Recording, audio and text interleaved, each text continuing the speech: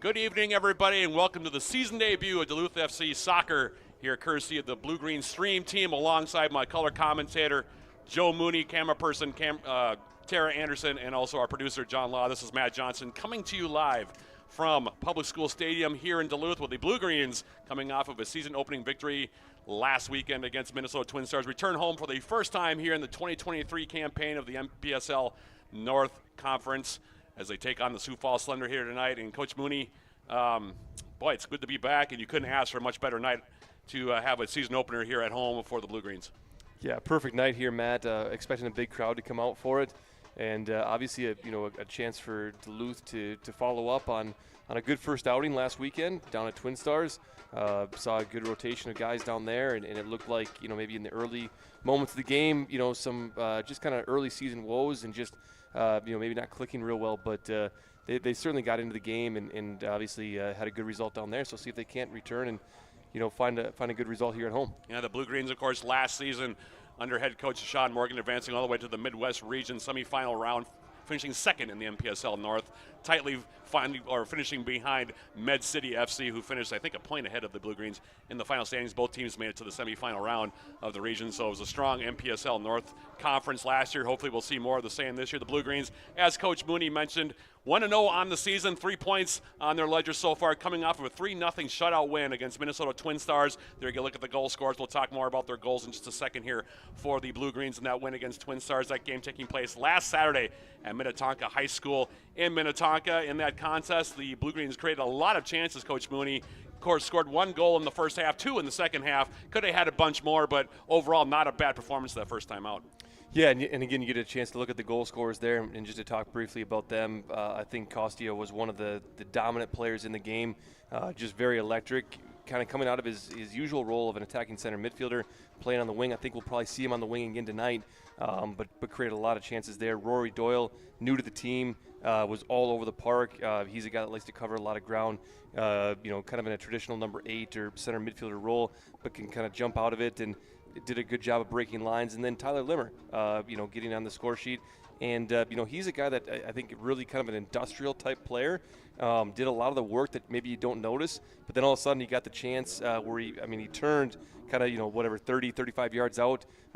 Just did really well to turn the center defender there and get to goal, and then made short work of it once he got there. So, I'm sure, Coach Morgan and the staff will be expecting big things from this crew again tonight. Rory Doyle scored in that first goal, of course, in the 33rd minute. Actually, you could have given an assist on that one to Tyler Limmer, who scored the Blue-Green second goal. Knockdown header there. Yeah, knocked it down, and then it was nice collection and good patience by Rory Doyle, but put it in the back of the net to give the Blue-Greens their first goal of the season, 1-0. That was the lead at the break. And from there, a nice long ball to Limmer, found space behind the Twin Stars defense, and then took the shot into the upper right corner in the 57th minute to make it 2-0. And then 9 minutes later, Kostya Domaratsky drawing the foul in the box and then finishing from the spot on his own. That goal coming in the 66th minute for the 3-0 final. James Price, who is not starting tonight in goal, we'll talk more about that in the next segment, but James Price made his Duluth FC debut in goal. Didn't have a whole lot to do in the game, but he ended up posting the clean sheet as he played all 90 minutes for the Blue-Greens. Duluth FC, by the way, this season, a few new faces, but a lot of returns as well. 10 players coming back from last year's team coach, and that'll add a nice feel of chemistry to this team as they continue on here during the season, you would think. I love the returning group that they brought back. A lot of guys that were staples of this team. We talked about Kostya, guys like Andres Solaris in the midfield. I think the biggest staple, a guy that's returned here, I think in his 4th season now, Jake Starling, obviously the center back. And I think, for Coach Morgan and their staff, to have somebody like that that's in a leadership role, has been a captain, has been, kind of the face of this club for the last couple of years, and he's such a, positive guy in the community, all that stuff. All that aside, he's also a very strong player.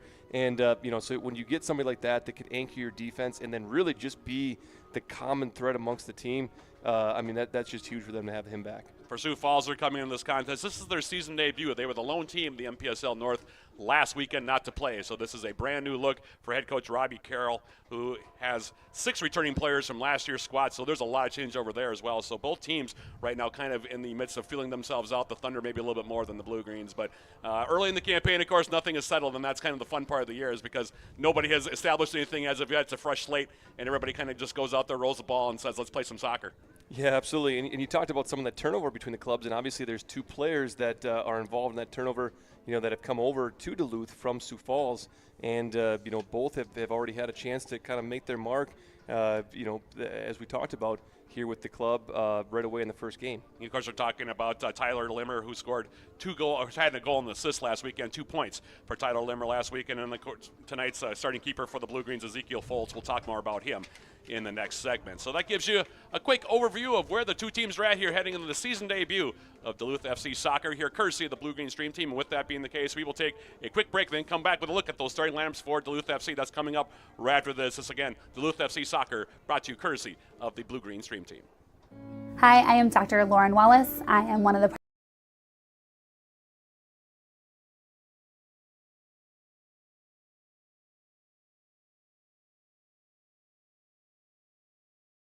primary care decision that we make together on what's the next step. I want them to improve their health, right? That's the whole goal of medicine. And so we sit down and we talk about, where do you see yourself in 5 years? Where do you see yourself in 10 years? And then we make a plan. How do we get to that point in the healthiest way possible?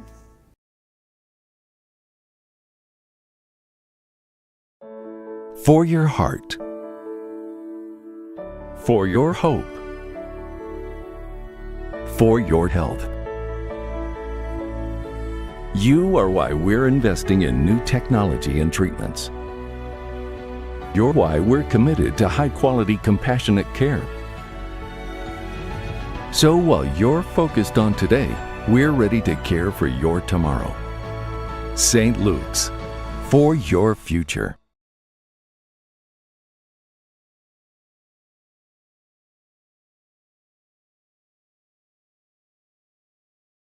And as promised here with the second segment of the pregame, we will give you the starting lineups for the two teams here for Duluth, just for Duluth FC. We didn't get the starters actually for Sioux Falls until later in the afternoon here, but we do have the starters for the Blue Greens, and we'll take a look at those starters right now for you. Starting for the Blue Greens, no surprise here at outside defender. Actually, he'll be starting in the middle tonight as a defender. Jake Starling, like you said, 40-year member of the Blue Greens, reigning team captain, and he's approaching the team record, the club record for appearances and games started in a blue-green uniform. Good to have him back for another season. Yeah, Matt, and again, the leadership qualities that are there, and just honestly his presence amongst the team, and as he steps out there, you just know that you've got a staple there, you've got someone that's going to be very consistent, and it just gives the players around him a lot of confidence to play with him in the back there. Another returner for the Blue Greens, Andres Solares, will start at a holding midfielder, one of the best holding midfielders in the entire NPSL, just a rock back there, very consistent. We really enjoyed watching him play last year, and he had a big role in helping lead his college team, Christian Brothers, to the NCAA Division II national tournament this year. Yeah, and Matt, for the folks watching at home, watch Andres as he gets on the ball and the way that he'll spring the ball to different positions, using different surfaces of his foot, putting different textures on the ball. He's very crafty that way, and he covers a lot of ground from that number 6 position. Starting also number 10, Kostya Domaratsky, another returner from last year's team, another Christian Brothers University alum, of course, was a huge contributor for the Blue Greens last year. Played mostly in central midfield, playing a little bit of a different role this year, more of a central forward spot for Kostya Domaratsky. Of course, had a goal last weekend. We'll see more of him. Very, very talented player. One of the most talented players I think we've seen come through the Blue Green system. Well, Matt, and as I watched last weekend, I kind of wondered, how will he do kind of shifting out wide from where we saw him mostly in the center of the field last year, sort of some of that ability to drive from outside to inside now. And I kind of wondered how it would go, and man, he really didn't leave much to the imagination. He was all over the place. He was, I think one of the most electric players on the field, created a lot of chances, scored on one of those chances. A couple of them I think he'd like to have back, but that's early season form, and I'm sure if he finds himself in front of the net a couple times tonight, he will make no mistake. Also starting for the Blue Greens, a Division I player who plays his college soccer for UNC Asheville, Miles Edmondson. He got the start last weekend. He will play one of the outside back positions for the Blue Greens as well. Starting also at the midfield spot, Rory Doyle, one of the newcomers as well, scored the Blue Greens' first goal of the season last weekend off of an assist from Tyler Limmer, who will start today on the bench for the Blue Greens. But Rory Doyle, a very creative player, very aggressive player offensively, and he looked good most of the night last Saturday, I should say, against the Twin Stars. Yeah, and Rory adds a whole different dynamic to the midfield. And again, I think there will be very limited time before he makes his impact here tonight. Also starting, a guy who came off the bench last week against the Twin Stars, Tom Akinola, a kid who bounced around a little bit in college, had a nice year, though, for Lake Erie, a Division II school, had 12 goals for them. Playing for the Storm of Lake Erie, and now he'll get a start here tonight on the outside, starting also at midfield. Number 21, Paul Bobai, a guy that another returner from last year. Didn't see as much of him as we would have liked. Had a little bit of a late start last year, but got the start last weekend in the middle against the Twin Stars. Gets another start here tonight. Yeah, and I've had a chance to watch Duluth train a few times live, and I think Paul is a guy that, just his I guess just kind of next level play this year versus last year. There's just been a ton of development in his game. I mean, he looks really sharp, and I'm excited to see what he can do live here today. He also spent this last year with Christian Brothers as well. He actually started his career at USC Upstate, then transferred to Christian Brothers and played last year as well for Christian Brothers down in Memphis, Tennessee. He's getting his blue-green debut on the outside. Liam Pritchard, a guy who comes in, something of a bit of an unknown, didn't play as much during the college season, but he'll get a start on one of the wings up front alongside Dom Moratsky and also Tom Akinola, and we'll see how that works out up on top. Yeah, in speaking with the coaching staff here throughout the week, they've been really impressed with him. And speaking to some of the boys on the team, I mean, he is a very electric player. Also starting in central defense, one of the local products, Ken Pride, who played at St. Scholastica just up the road here from Public School Stadium. He will get a start in the middle. Starting on the outside, meanwhile, will be the lone German on this team, Stefan Rope, and he has quite a set of credentials coming in.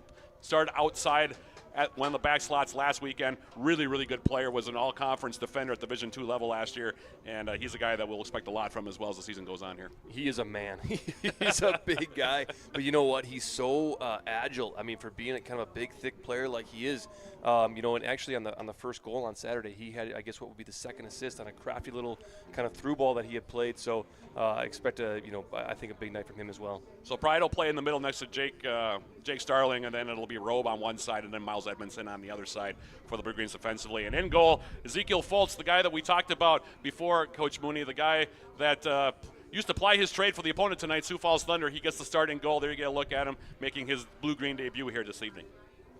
Yeah, and again, I've had a chance to watch a few of the training sessions, and I will say that, I think all three goalkeepers that they've got in right now, I mean, any one of them is a starter at most teams in the NPSL, so, excited to see how Zeke does here. Obviously, we've seen him a little bit in the past just as an opponent, but, to have him kind of, heading up the back line for us, I think will be fun to see. And there you get a look at the formation, 4-3-3 under head coach Sean Morgan, and on the bench, Alex Paredes will get the backup nod in goal tonight. Dylan Zavattini, also who just joined the club but recently.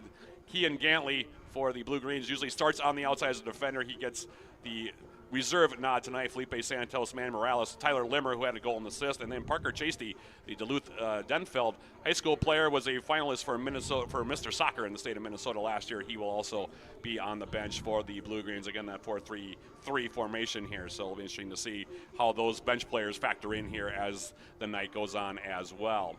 Such a starting lineup for the Blue Greens, and now we got to look at the two teams making their way out. And with that being the case, we'll turn things over here to a public address announcer, Pat Sterner, who will introduce the two squads. We'll have the national anthem and then the opening kick of this NPSL contest between the Blue Greens and the Thunder in just a few seconds here.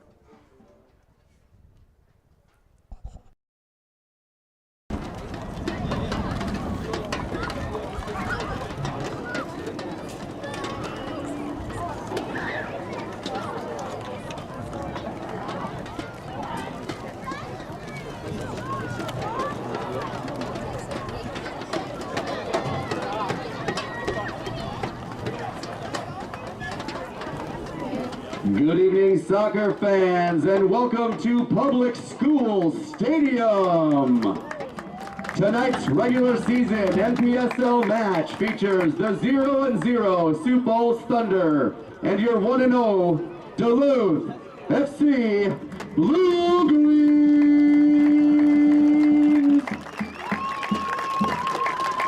Let's introduce the teams for tonight's matchup. First, the starting roster for the Sioux Falls Thunder. Goalkeeper, Will Reeves, number 77. Number 5, Emmanuel John Coronado. Number 7, Alex Jacobs. Number 9, Alexis Gonzalez. Number 15, Robert Amaro. Number 16, Trace Dobson. Number 17, Joshua Sayer. Number 18, Patrick Hansen. Number 21, Marcus Horwood. Number 23, Lewis Albert. Number 24, Samuel Dolobaipu. Coaching Sioux Falls is Robbie Carroll.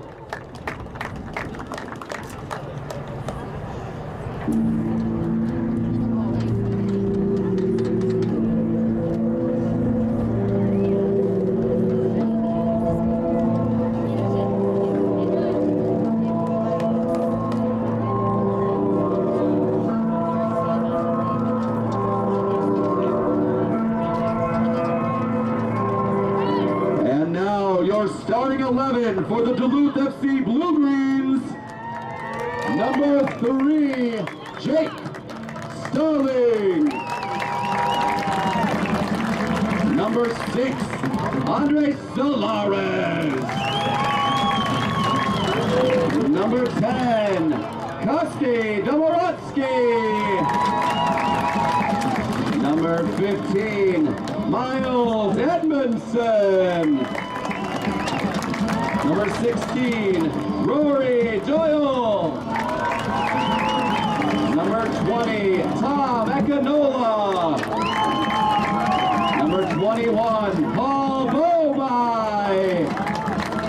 Number 22, Liam Pritchard. Number 26, Ken Pride.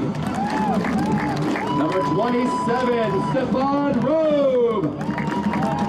Starting in goal for the Blue-Greens, goalkeeper number 35, Ezekiel Volk. The coaches from Duluth FC. Sean Morgan is the head coach. Assistant coaches, Corey Buller, Greg Shudley, and Greg Gilmore. Your officials for the evening are referee Steven Shidla, assistant referee Connor Tobin, assistant referee Luke Bunge, and fourth official Megan Sanda.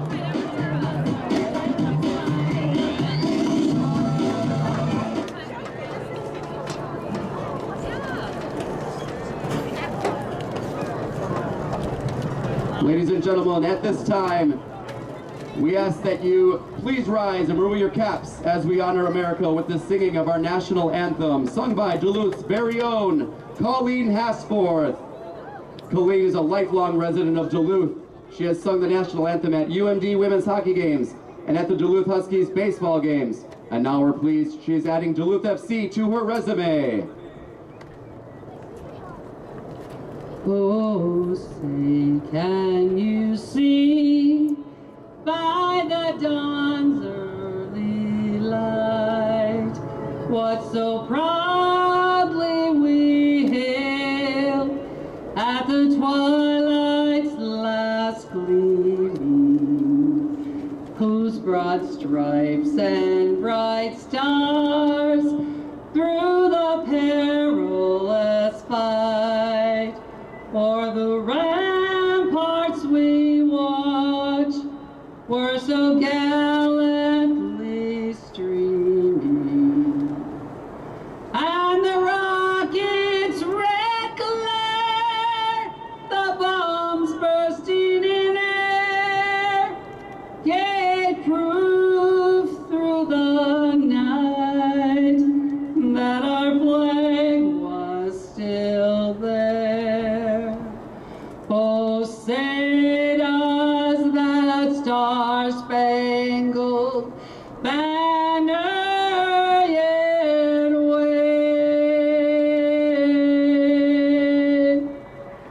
o'er the land of the free and the home of the brave?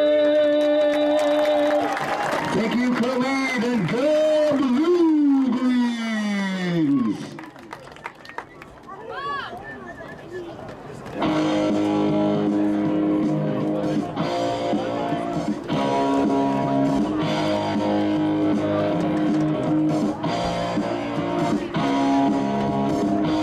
On behalf of all the players for Duluth FC, we want to thank our premier athletic team sponsor, St. Luke's. So So the two teams have been introduced, courtesy of our public address announcer, Pat Sterner. The national anthem has been played, and we are moments away from the opening kick here. Matt Johnson alongside Joe Mooney as the Blue-Greens making their season debut here at home. Perfect night for soccer here in the Twin Ports area. Temperatures in the low 70s, slight breeze going from right to left here, and not a cloud in the sky, Coach Mooney. As we get ready to get this contest underway, the Blue-Greens looking to go 2 for 2 in the win column, looking for all 6 points. And Sioux Falls, the Thunder, making their season debut here tonight. Should be an interesting contest, as we talked about in the open. You get a look at the standings here in the NPSL North, of course, very early yet, but Duluth FC and Joy Athletic, who came off a nice win last week, both 1-0 with 3 points on the campaign. Dakota Fusion and Med City played to, I think, somewhat of a surprising draw for some people. 1-1 draw that contest, but so both of those teams with 1 point each. The Thunder, of course, nothing across the board yet, and Lacrosse Aris and Twin Stars right now bring up the rear, 0-1 so far in the season. Of course, a lot of soccer to be played between now and the end of the season, determining who's going to be the North Conference champion in the NPSL, but should be a fun game here tonight, and I know you highlighted him a little bit. Nice to see also the return of Jake Starling, 4 years now in the Blue-Greens jerseys for Jake Starling. Of course, played his college soccer at Florida Southern University, led the Mocs in minutes played his last 2 seasons, his last 2 full seasons with them, and they real still all were good to see Jake back. I got a chance to catch up with him a little bit before the game, Coach Mooney, and like I said, always nice to have Jake come back. Oh, and I'm sure he was all smiles the entire time. He's just a very like I said, pleasant presence in the community here, and just a kind of a fan favorite as well. He is indeed, and get a look at our next broadcast, by the way. It'll be coming up on Saturday, May 27th, so a week from tonight. The Blue-Greens will be back home to take on Joy Athletic for the first time, taking on the Goats of Joy Athletic. 7 p.m., the opening kick here at Public School Stadium. Myself and Coach Mooney will be on with the pregame starting at 6:45, so hopefully the Blue-Greens will still have their undefeated ledger at that point. They also have a game coming up this week against Lacrosse Aris, making the trip 4 hours about or so to the south to take on Aris for the first time midweek. So there's a lot of soccer coming up here for the Blue-Greens, as you see Duluth FC, Celtic FC inspired jerseys this season for the Blue-Greens, and I got to say they look pretty sharp. The hoops are out there, Matt. Yeah, indeed, as the Blue-Greens, of course, like I said, on the striped green and white here in this contest here tonight. Meanwhile, the Thunder and the traveling, looks like white with black and maybe a little bit of, what would you call that color, Coach? Maybe a red-orange? You know, I left my color wheel at home, Matt, so I don't know if I can match it up. Anyway, those are the two teams are taking their respective final paces here before we get this contest underway. Again, a perfect night for soccer here, and for those of you who are local to the area, you know how rare it has been to say that so far here, I should say, during the spring season. It has been a truly miserable season, spring season, Coach, and I don't think I'm necessarily over-exaggerating that point. I think just about it's unanimous as far as how the spring season went up here. But thankfully, that's all behind us. The snow is finally gone, and we are ready now for, like I said, the season debut of Duluth FC soccer here. Blue-Greens will be going from right to left here in the opening 45 minutes. Meanwhile, the Thunder will be going from left to right again. Also, a big shout-out and a big welcome to everybody watching in Sioux Falls. So we're glad you're along with us here for the evening. We hope you enjoy the contest. And it looks like the Thunder will kick off here. We're waiting for the whistle. And there it is, and we are officially underway, Coach. The Thunder and the Blue-Greens, season debut again. Thank you for joining us here, taking some time out of your Saturday night, wherever you may be watching from.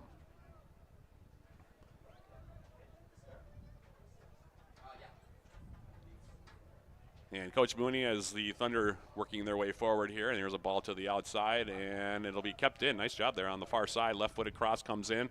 Miles Edmondson getting ahead to it for the Blue-Greens. Heads it down now for Coach Domaratsky, and he'll go all the way back for Zeke Volz, who gets his first touch in his Duluth FC debut here, playing against some of his former teammates. So you get a look at the crowd here, still filing into Public School Stadium. But, Coach, what are you looking for here in the opening 10, 15 minutes? This is one of those kind of games you might have a bit of a feeling out process, especially for the Thunder, since this is officially their first game of the year. Yeah, Matt, I think it'll be a little bit of a pragmatic start to the game. I think, speaking with head coach Sean Morgan, I think coming off last week's win, one of the things he wanted to see a bit more of was just overall possession, more touches in the midfield, and just, I think, a little bit more possession of the ball. The other thing he mentioned was trying to get the fullbacks up a little bit more in the attack here early on in the game. There's Coach Domaratsky for the Blue-Greens, had one of those goals last week. There's Ken Pride getting his first touch, the former St. Scholastica player. Now Now the Blue Greens will send it to the far side. There's the aforementioned Jake Starling on the right foot, sending a ball over the top, and they're going to whistle as the flag goes up on the far side. Kostya Domorodski for an offside here. Matt, you brought up Ken Pride. Obviously, I've had a chance to watch Ken play quite a bit. As have I. Yeah. Yes. Terrific player, really, and a guy that brings a lot of experience. A lot of starts through his career at St. Scholastica, and really, I think one of the stalwarts of their team over the last few years. Very heady player. That's one of the things I always noticed about Ken Pride getting the start here tonight. Blue Green starting 7 of the 11 that started last weekend. Santiago Arazo for the Blue Greens actually got the start in central defense last week. Pride taking his spot here tonight. Also Kean Gantley, who started last week against the Twin Stars. On the bench for the Blue Greens here tonight, Tyler Limmer as well. So like I said, some switches here. Again, it's early in the campaign, so nothing's been settled, trying to see exactly where the Blue Greens are going to look as far as their set lineup. Of course, at this point, like I said, here's a foul on the outside going to be called against Stefan Robe, and we'll have a free kick here coming up for the Thunder.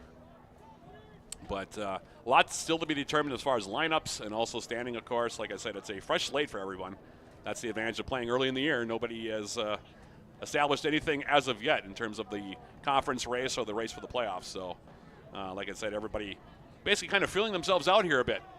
Yeah, at Matt. this stage of the year. And an early sort of a giveaway here with a foul deep in the box or deep in the area can be a dangerous ball. Indeed, as the Thunder score off the free kick. Came in near side. Blue Greens failing to mark up, and off that free kick, it takes all of 4 minutes. Not even for the Thunder to score first. Just didn't pick up the runner on the backside, and it was almost an easy tap-in goal there, Coach, and that's one of those where you don't want to. Scoring for Sioux Falls, number 18, Patrick Hansen. It's Patrick Hansen getting the goal. Yeah, Matt, and Hansen, I mean, just to eyeball, his frame, big player, saw him in the warm-ups, winning kind of every head ball. A player really, I mean, if anybody you're going to leave wide open, probably not a center back. Usually those are the guys that they bring up for a reason, and man, he made no mistake on that finish. Yeah, Blue Greens, like I said, failing to mark up, and the big central defender, Hansen, getting through the middle and scoring the goal. And it is 1-0 your score. So Duluth FC going to have to work from behind here in the early going. Still very early, of course. This is what I mean about feeling it out a little bit. As here's Andreas Solaris now. He goes down, and we get a foul called. And I'm going to be whistled against Trace Dobson. Free kick here coming up for the Blue Greens, but credit the Thunder. Getting that ball in off the turnover, foul call, and then taking advantage of the free kick, and they lead at 1-0. Well, Ben, I have a feeling that this will be a point of contention for head coach Sean Morgan here through the week to give up a foul that easy in the first 3 minutes of the game, when really I think probably calmness could have prevailed there. I'm sure that won't sit well with them, and then again, just the marking job that they did to leave players wide open like that. It'll be some things that I'm sure he'll talk about here in the week. Here's Jake Starling for the Blue Greens, now playing it to the outside. Duluth FC, one of the teams last year, they controlled the ball for the most part against opponents a season ago. A lot of possession time for the Blue Greens. And a lot of those players, of course, returning. So, skilled team here for head coach Sean Morgan. As Jake Starling now sending the ball near side, looking for Edmondson on the back post. Edmondson couldn't measure that one with the left foot, frustrated with himself on that one. He was going to try to touch it through.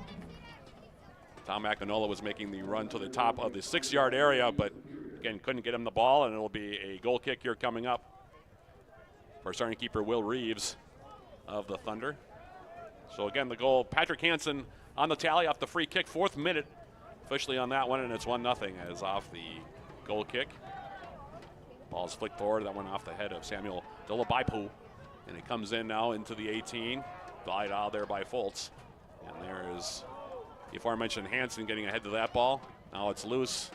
Good pressure being put on over there by Akinola that time, as didn't measure that ball very well, did Hansen, and Akinola had to step on him, had to play it out of danger, and we will have a throw now on the far side. Stefan Robe will take it here for the Blue Greens.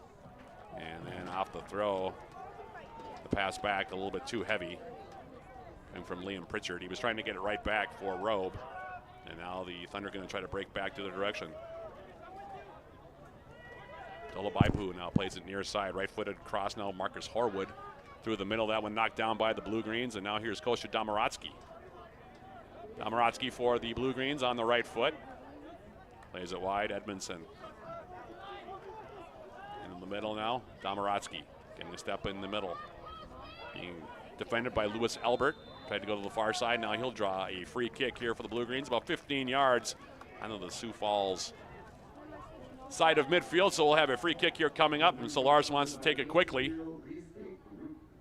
Matt, that's one of the things that Kostya does so well is on the ball, you'll see him just change pace really well. So he'll kind of bait defenders in at one pace, and then as he takes a big touch, be able to just really spring through space and draw the foul like he did. Here's Ken Pride now intercepting an outlet for the Thunder. Edmondson into the middle. Opie with a nice touch now to the outside. Sends it on the wing. Here's Robe trying to step through, and actually that was Pritchard, and it will be a corner kick. Liam Pritchard on the edge of the 18 far side, and we will have a corner kick.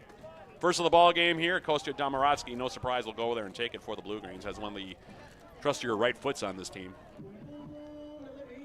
Well, Matt, if possession was one of the goals for Coach Sean Morgan here in the first 8 minutes, I think it's one thing that he can probably check off, that I think they've seen decent possession. I think they've been very calm in the midfield. Hopefully a good sign of things to come. As off the corner kick, here's Domaratsky. Bending it into the middle, headed away.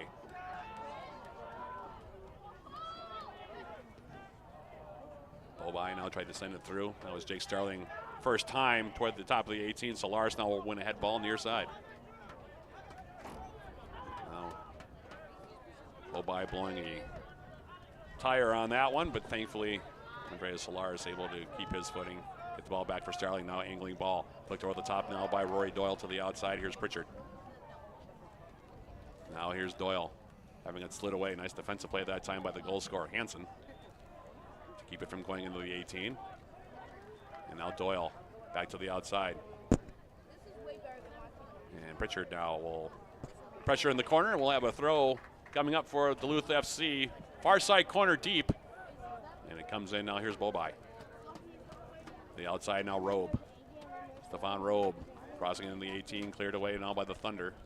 Duluth FC will have plenty of possession, I think, as we've seen here so far, Coach. That was, like I said, a dominant theme a year ago for the Blue Greens. Had the ball a lot. Scored a lot of goals as well, did the Blue Greens a season ago. In fact, they scored more goals than any other team in the NPSL North. And one of the highest scoring teams in the country last year. As now here's Ken Pride. Bobai in the middle now, Solaris. Such a heady ball player. And you were talking about him earlier, Coach. Andreas Solaris, just so impressive as a holding midfielder. Well, Matt, one of the things that has been good to see here in the first 10 minutes, again, just getting back to the possession, and obviously different coaches have their thoughts on how valuable possession is. But one of the things it does is it can kind of lull a team, an opponent to sleep a little bit. And what happens is, for a guy like Solaris, to keep the play in front of them. So you saw possession came, they lost possession of the ball, but it was really hard for Sioux Falls to try to mount any kind of an effective counter because they have so many numbers deep. So it's hard to get numbers out then when your opponent is constantly in possession of the ball. This is Alexis Gonzalez now being dispossessed. Bobai trying to trigger to the outside for Domaratsky. Comes all the way back now for Reeves. Will send it forward, turns it over, picked off by Solaris. Now Domaratsky. Solaris angles the ball near side. Edmondson, first time into the 6. Now a player goes down for Duluth FC, top of the 18. That was Tom Akinola. No call. We play on. Matt, after seeing Tom train this last week, I will tell you he does not go down very easy. No, he's quite the physical specimen out there. There now is here's quite Pritchard. a bit of strength there. Liam Pritchard comes in, tries to get a cross in. Deflected, now popped up into the air, far side. Pritchard trying to run it down. Waiting for it to settle. Now he'll send it back. Here's Robe. Robe who had 10 assists this last year for Limestone University. His first team all-conference for his NCAA Division II collegiate squad. Plays it all the way back. Now here for Duluth FC. This is Jake Starling trying to angle the ball toward the 18 again, and now cleared away. It's like the Thunder right now playing kind of a solo target forward up top. sinking a lot of players, Coach. Matt, I would Maybe love to see that. A 4-5-1 or a 5-4-1 something along those lines, it appears. I'd love to see that play back as With Akinola, and yeah. I think it was maybe Sayer that got tangled up there. Here's Jake Starling now angling a ball. Near side, Edmondson, first time through. Here's Kostya Domorotsky, tripping over the ball, comes right back to him. Kostya Domorotsky now will turn. He'll fire away and just misses near side netting. First really good look that the Blue Greens have had here. It comes in the 12th minute. So Duluth FC growing in the game a bit here, Coach. Good example of the dynamic play that Kostya can bring. Goal kick here for Reeves. These two teams, by the way, will meet again in June. Interesting that it's actually listed as a weekday game, a Wednesday night. So a long road trip for the Blue Greens midweek. And now here's Starling losing the handle on it. Now here's a turnover coming back to their direction. Thunder now near the top of the 18. Nice job by Ken Pride to stand up. Alex Jacobs, who was trying to bust in, but now here's another turnover. Ball through the middle, and now trying to head it home was Dolabaipu, and thankfully it rolls over the crossbar. Duluth FC a little bit loose in the back right now, Coach. Yeah, and actually I think the center referee was going to award a free kick there and allow play to continue. Otherwise, I think Starling was going to get probably called for the tactical foul, and honestly probably could have been a yellow card. Could have been a card on that one, yeah, absolutely. And it's the goal kick from Foltz now.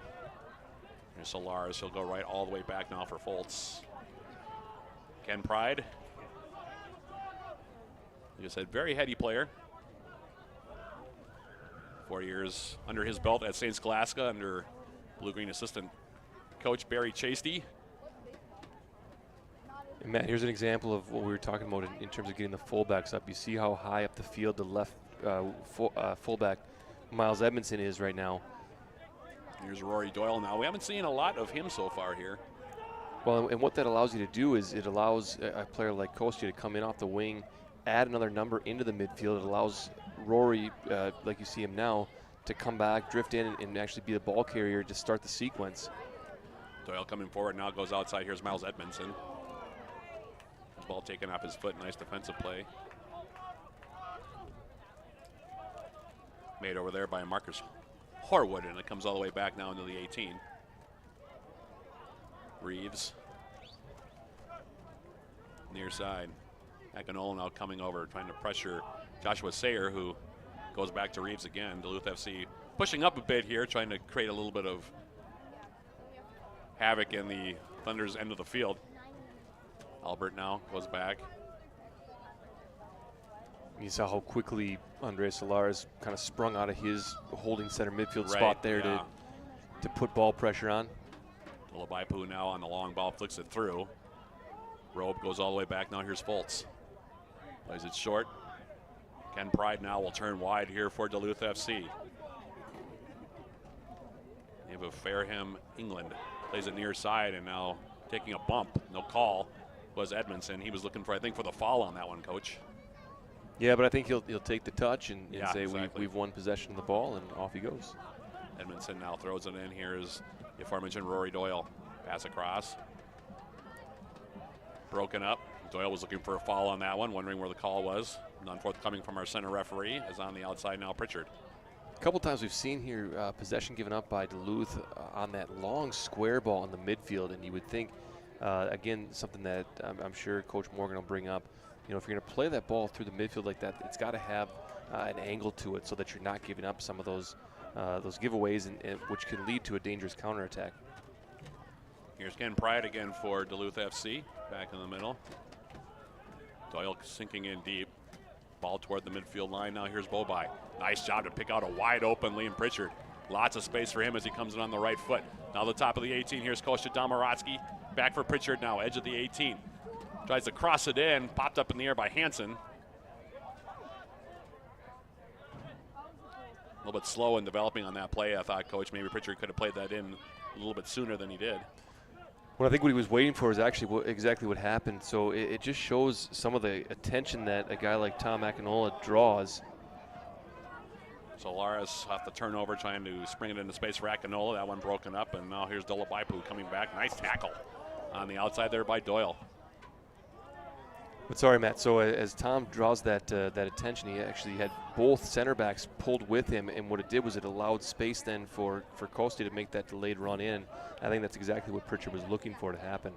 Angling ball now from Domorotsky, and that one's going to be overhit a bit. Looking for Pritchard on the backside, and again, those little touches, those final touches in the 18, coach, those are the things that usually lack at this time of year just because these guys haven't played a lot together, and that's what we're seeing, I think, so far here. Early season touches, yeah. You know, and these guys, most of them have been off since their collegiate seasons, of course, were completed, that during the fall. So some of these guys, like I said, are just getting back up to game speed here.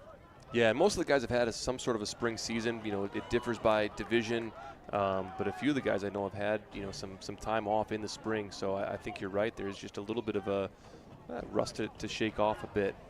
Solaris now off the turnover again. And now Domorotsky gets taken down from behind, and that's a card, to say the least. That's dangerous play there, taken by Horwood. He's had a couple of those here so far, and you know, Rory Doyle taking exception there. One of 4 Irish players on the team this year, and I'm actually surprised that he didn't get a card, and actually now he is going to get the card. So there it is, our first card. Yeah, I think the center official, as he was blowing the whistle, was already kind of reaching for his pocket there, just to, even though he probably didn't have a finger on the card yet. I think just to show you know, everybody on Duluth that he was addressing the situation. Right. Usually that calls for calmer heads. As you mentioned, Rory got right in there to kind of showcase his displeasure with the foul. Yeah. Not a bad thing to see from the new guy. No, not at all. Protecting your teammates on that one is, that was a heavy hit from behind that Domorotsky took. Matt, there again is that square ball in the midfield that came from the right back, Stefan Robe, and I think they just need to be careful as they're playing that ball. Just need to make sure, like you said, that you're taking care with those on the outside. Well, and again, it's a matter of putting an angle on it. It's a matter of making that ball diagonal so that it's penetrating somewhat. So that way, even if you do give it up, you're not giving up that instant opportunity for a counterattack. There's a touch to the outside. This is Trace Dobson coming in now into the Blue Greens 18. Trying to turn now on the outside, being defended by Bobai. Now he's all alone, goes all the way back now. Here's Horwood. And he'll cross it in, and that'll go over the top of everything, and we'll have a goal kick here coming up. Nice job by Bobai to stand up. Dobson, as he made his move toward the end line there, coach. And it was a really great first touch from Dobson. It's actually a really difficult touch that he took out of the air there and kind of put himself about 15 yards down toward the end line and took the ball down again right in his own path. One of those things that looks somewhat simple, but doing it under pressure and doing it at full speed showed, I think, some of his quality. There's a long ball now from Starling over the top. Here's Pritchard trying to chip it over the top of the goaltender, and he scores! Second is going to be Stefan Robe on the goal. Wow. And there you see some of that offensive skill.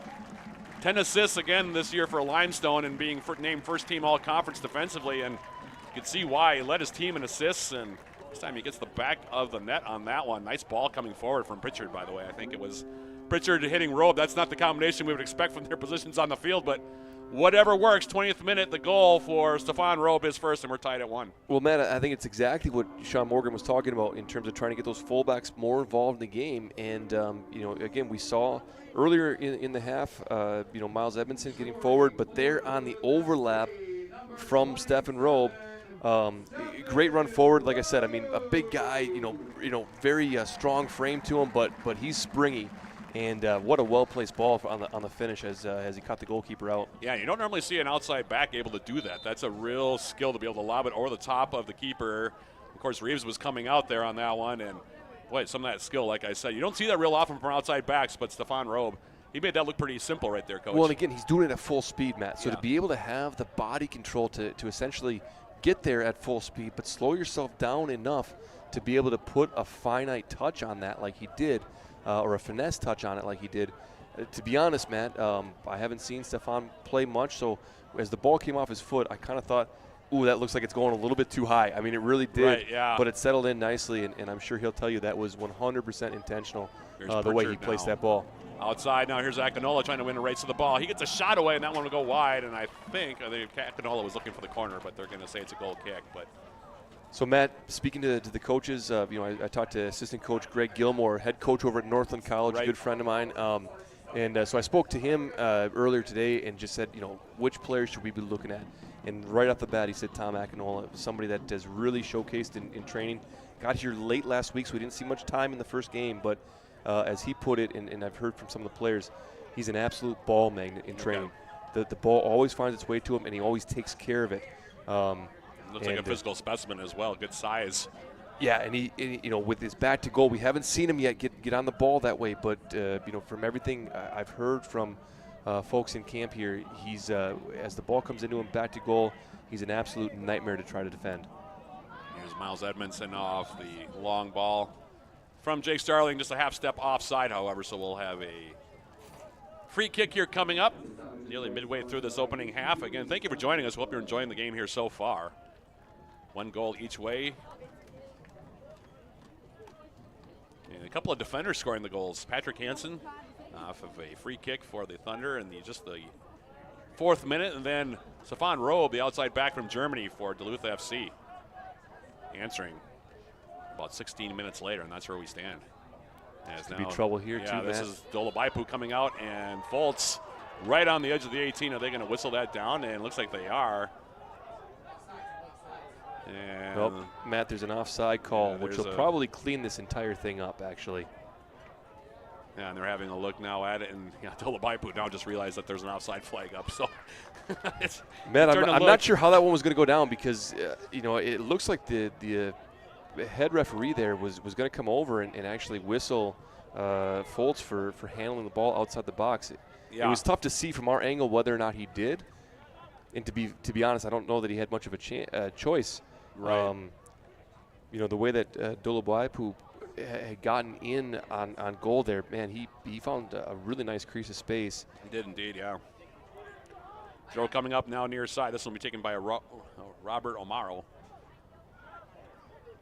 Top of the 18. Duluth FC able to collect here in the form of Andreas Solaris. Domoratsky. And to touch it forward, intercepted now on the outlet. This is Joshua Sayer.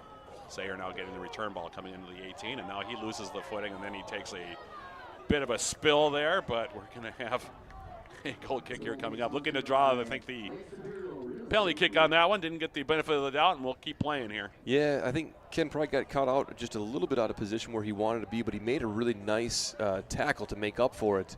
Well timed. Here's Bobine now playing in the space. Here's Edmondson on the outside. Miles Edmondson trying to get it through the middle. Again, looking for Akinola, top of the 18, coach. And so far, the Thunder doing a nice job cutting down that ball for the most part. And now we're going to have a foul called on Domoratsky on the far side. Well, when you have a forward like that already has garnered, I think, a little bit of a reputation on the league for just being, like we said, that ball magnet, the best thing you can do with a player like that is deny service into him. Off the restart now on the outside. Jacobs now on the left foot, trying to release into space. Trying to make the backdoor run on that one was Horwood. Nice job by the Blue-Greens. Ken Pride to head that ball away. We'll have a throw now coming up deep in Blue-Greens territory here. Yeah, and it was actually Miles Edmondson who had made that run back to get on that ball, and you just saw him on the attacking side, 80 yards up the pitch, and then to get back and just calmly deal with it. Now coming through, left-footed ball. That one popped up off the head of Pride, now to the top of the 18. And Horwood with a volley attempt there. That one will skip wide, bounce over the byline. We'll have a goal kick here coming up for Foltz. Matt, in Duluth FC right now, just absorbing a little bit of pressure and a couple of decent sequences here from Sioux Falls, and a lot of it has kind of come because Duluth has been on a couple of sequences here has tried to dribble out of pressure instead of passing out of pressure and just kind of trying to take on space in their own way. Just got to clean some things up at the back, I think, right now. That back four might be a conversation to be had at halftime with head coach Sean Morgan and the rest of the Blue-Green staff here, trying to cut down on the turnovers back there. Like I said, it's been a lot of them have been either trying to dribble out of trouble or trying to make those cross-field passes, which are always dangerous, of course. Yeah, and part of that's been back four. A little bit of the movement in the midfield, too, that I think has just been maybe not as sharp as what we saw in the first 25 minutes. We'll have a throw now coming up near side here for Sioux Falls. The Thunder under the direction of Robbie Carroll, who's in his second year. As the head coach, as now here is Starling to the outside. Goal scorer for the Blue Greens, Robe. Outside for Pritchard, now back for Stefan Robe, and Robe all the way back now for Foltz, Duluth FC. A lot of possession here so far, Coach. Again, not necessarily unexpected, but as now here is Pride. Going to play it over the top. Second ball now comes to the feet of Rory Doyle, who's had a bit of a quiet first about 25, 26 minutes here, and now this ball will be deflected out. That went off the foot of Lewis Albert. We'll have a throw here coming up for the Blue Greens. Better movement that time by Duluth in the midfield. Sort of springing back to life here a little bit. And now we've got the overroll, looks like here. So a throw coming up on the sideline. Here's the toss. Baipu came back for it. He's a physical specimen as well. Big strong forward now. They send it to the far side. Trying to counter back the other direction, and now a couple players go down in a heap over there, and we're going to have the foul called on Robe. Yeah, it looked like he just kind of pulled Jacobs down there as Jacobs had him isolated 1v1 there. So we will have a free kick here coming up. Looks like standing over this one now. Thought Dulabaipu might be setting that one up, and I guess he's going to give way now. So we'll have a free kick here coming up.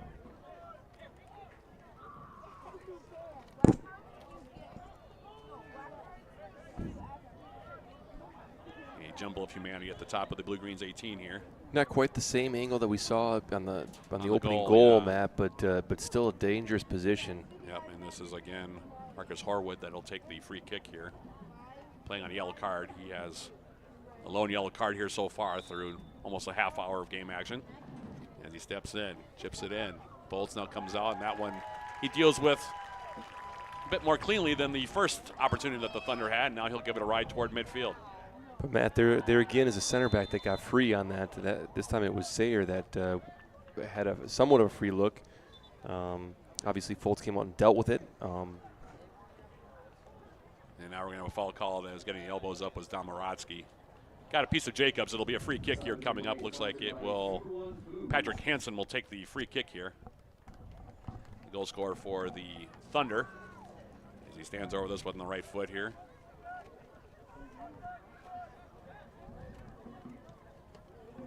He'll give it a ride. And Foltz will measure that one and hold on to it here.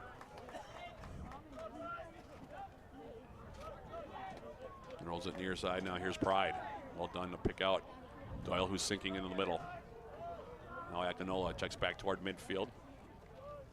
Robe to the outside. Liam Pritchard made some nice runs up on that far right side here for the Blue Greens in the opening half.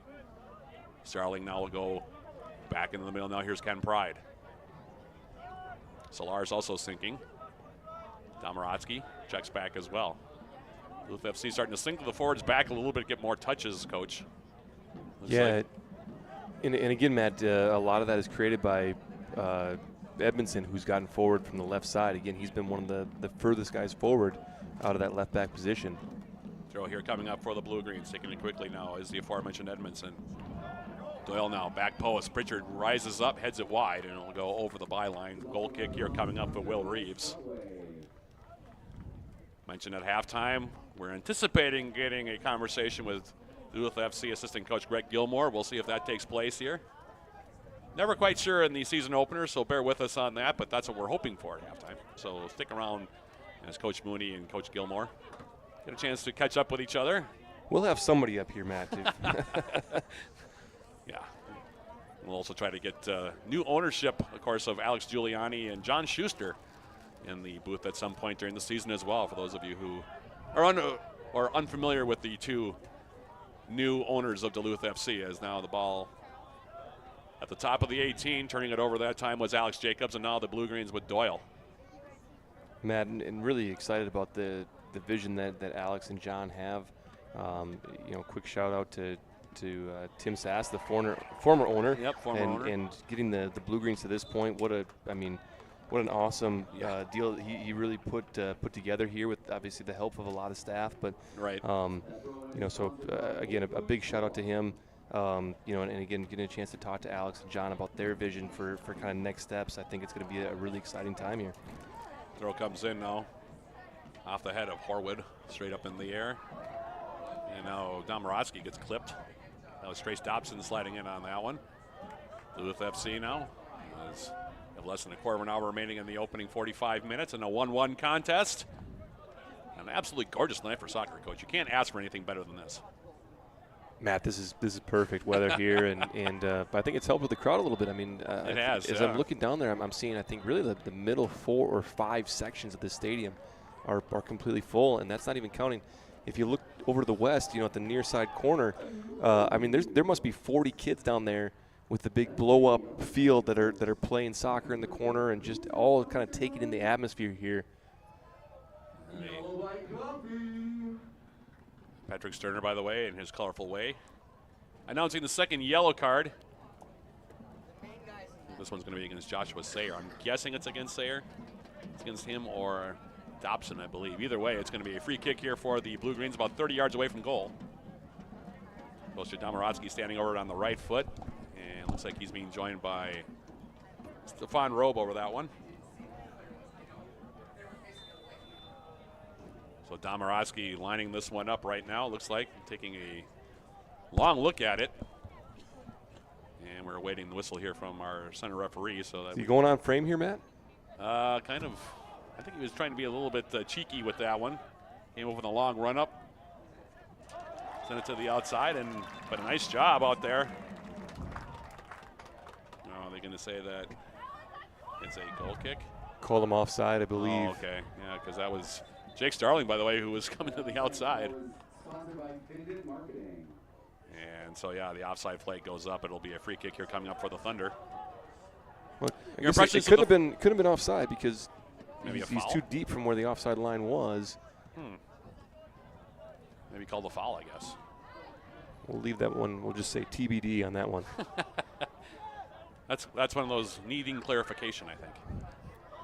As Edmondson now. What a turn there by Edmondson. Yeah, of course, plays his soccer for NCAA Division I, UNC Asheville, and those are those little touches that you can see every so often. Again, that little deft touches that are not easy plays. That's the kind of play that you have to make regularly playing at the Division I level.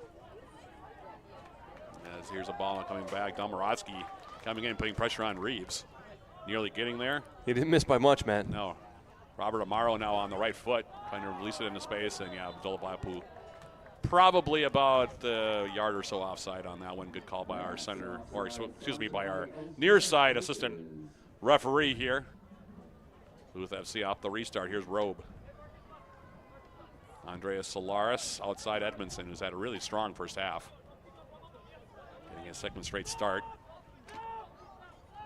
Started and played the entire, or at least most of the game, I should say, against Minnesota Twin Stars. The Blue Greens substituted pretty liberally as that game wore on. As now here's an angling ball far side looking for Pritchard. A little bit under hit there. Pritchard went wide. The ball came inside, and Thunder able to turn it back the other direction. And then they dribble it out of play. It'll be a throw here coming up for the Blue Greens. Coach, your impressions of the first 35 minutes here? Well, Matt, again, I think if we go back to what we had heard from Coach Sean Morgan about things that he wanted to see more of in this game, more possession, I think we've seen that. Again, getting the fullbacks up in the attack and the way that's allowed some freedom for the forwards to get more involved in the game. I think we've seen that. I think, aside from, again, an early mistake on both the foul and then the subsequent marking there, I think you'd have to be pretty happy with the first half if you're a Blue Greens fan. Now a late call here. That one about a second or two after the play took place. It's going to be a foul on Lewis Albert. He took that ball off the foot of Coach Domorowski, but another free kick here for the Blue Greens. And we'll have a free kick now here again. Right on the same place that we had just a moment ago. A little bit closer in, but see what the Blue Greens decide to dial up here. This time it's Robe standing over it on the right foot. This one has to be on frame, I think, Matt. Well, especially with that right foot of Robe. He's already shown that he has the skill to do so with that right foot, scoring that goal. Domorowski, we know he's got a missile of a right foot. Yeah, and well. he's about 26, 27 yards out, which is really kind of prime area. Any closer, it's hard to get the ball up and down over a wall. Any further away, and it's hard to put enough power to really test the goalkeeper. But this is kind of a sweet spot. So here's Robe. Will take the shot. That one deflects off the wall and out of play, and draws a corner kick. He was going for goal, coach. Wall did its job. So a corner kick here for the Blue Greens. Their second one of the half. This one will be taken by Domorowski. This time he'll take it from the near side. First one came from the far side.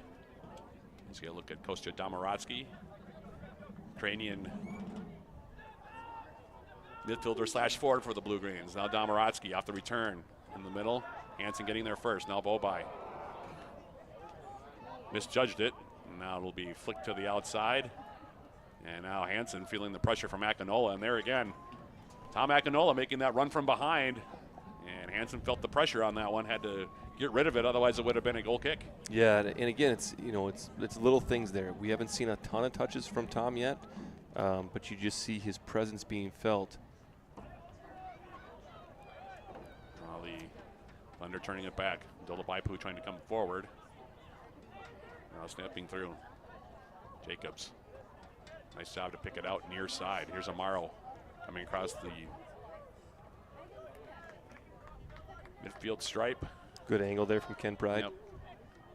That was Emmanuel Coronado who was trying to run that down. Good job, though, like you said, defensively by the Blue Greens to break that up. Now Starling. Space to work now for Rory Doyle. Angles it near side. Headed away by Amaro. Here's Horwood playing on that yellow card. Out muscling Kostya Domorowski comes near side. Touches it around Ken Pride into the corner. It's a left-footed cross into the middle. Starling the first one there for the Blue Greens. And now left-footed ball into space. Here's Akinola. First time we've been able to see him really get space now. Tom Akinola. He's got shielded off the ball on the backtracking Joshua Sayer, and now it'll be played out. But again, like you said, just making that physical presence known by Akinola here so far. Yeah, and kind of a big touch, I think, let him down there. And if he's going to take that big touch, it probably needs to be a little bit more diagonal at goal just to try to sever the defender out of that. Long shot now by Doyle, and that one rises high and over the bar. And did they get a piece of that one? Looks like maybe yeah, Reeves. Yeah, goalkeeper got a piece on that one, and what a what a missile by Rory Doyle. Yeah. Just letting it go from 30 yards out. Well, I was just about to say on the previous sequence just how fun he is to watch, how he just kind of glides through the midfield, and again, that change of pace as he's striding through midfield. But to see that shot come off his foot. He's got a missile as well, Rory Doyle. 3 goals, 6 assists this year for his college team, and he got a good piece of that one as now we have the corner kick far side here. Left-footed in-swinger, it looks like. That rope actually going to go short. Here's Pritchard. Liam Pritchard now trying to cross it in. Hit a little bit short.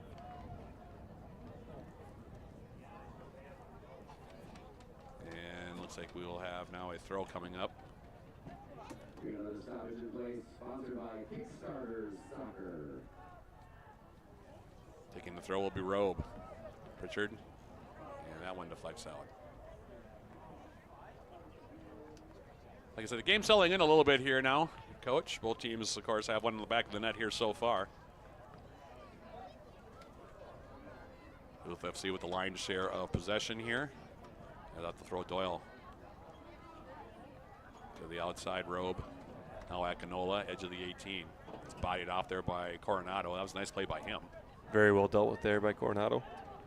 Oh, Dolabaipu plays it wide. Good turn from him. Yeah, Horwood now coming deep toward the 18. He measured by Ken Pride now on the edge of the 18, takes it wide. And now the cross takes the deflection off the native of Fareham, England, and it will be a corner kick now for the Thunder. Really, I think the best thing that they could have asked for there for Sioux Falls, with the way that Horwood kind of took his touch wide, I think waiting for reinforcements to come centrally, and really never saw a numbers up opportunity. So to get the corner kick off that, again, is well done by him, and I think about the best they really could have asked for. And we're going to have some conversation, another massive humanity. That's been kind of the theme here on these free kicks, especially for the Thunder so far. They're bunching right now in front of Zeke Foltz. So, Matt, just one thing to take a look at here is that Duluth this year, at least on this play, on this corner kick play, are leaving 2 guys high in Kostya and Tom Akinola. And if there is a quick transition out, it'll be a 2v2. Usually teams leave kind of a 1+ situation defensively on corner kicks. Corner kick a bit over hit. Now it's sent right back into the 18. And we'll have a foul called, Duluth FC. I think they got Dillabaipu maybe on that one, backing in a bit. So Foltz will restart it. Plays his college soccer, by the way, for Northwestern College, which is an NAIA school in Orange City, Iowa. As, by the way, was the former school, by the way, of also Tyler Limmer, who is. We have a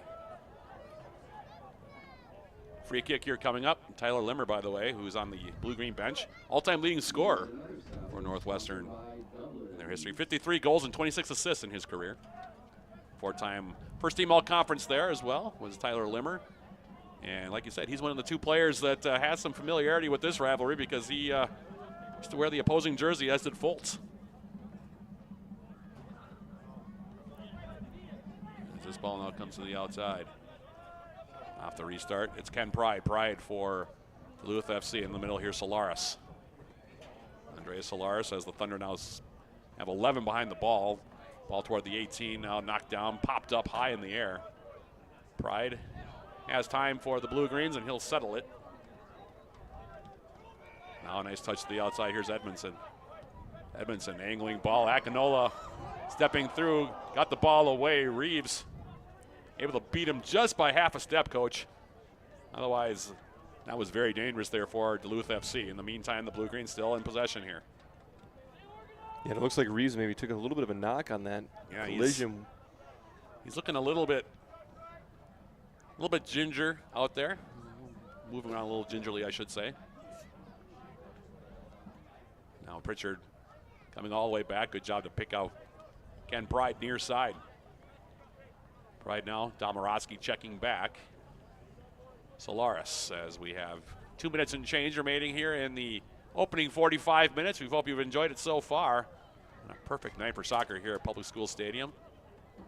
Doyle now coming back. Here's Solaris. Domorowski, Solaris. Again, 11 behind the ball here for the Thunder. Last year when these 2 teams played, it was very much the same thing, Coach. The Thunder played just about everybody behind the ball at times. Yeah, I think they're very well designed to counterattack. They're designed to be able to absorb a lot of pressure. Here's Lewis Albert now on the outside. Now they go all the way back. Here's Reeves. Seems to have recovered okay from that collision with Tom Akinola. And now here is Ken Pride. He'll go all the way back now for Foltz.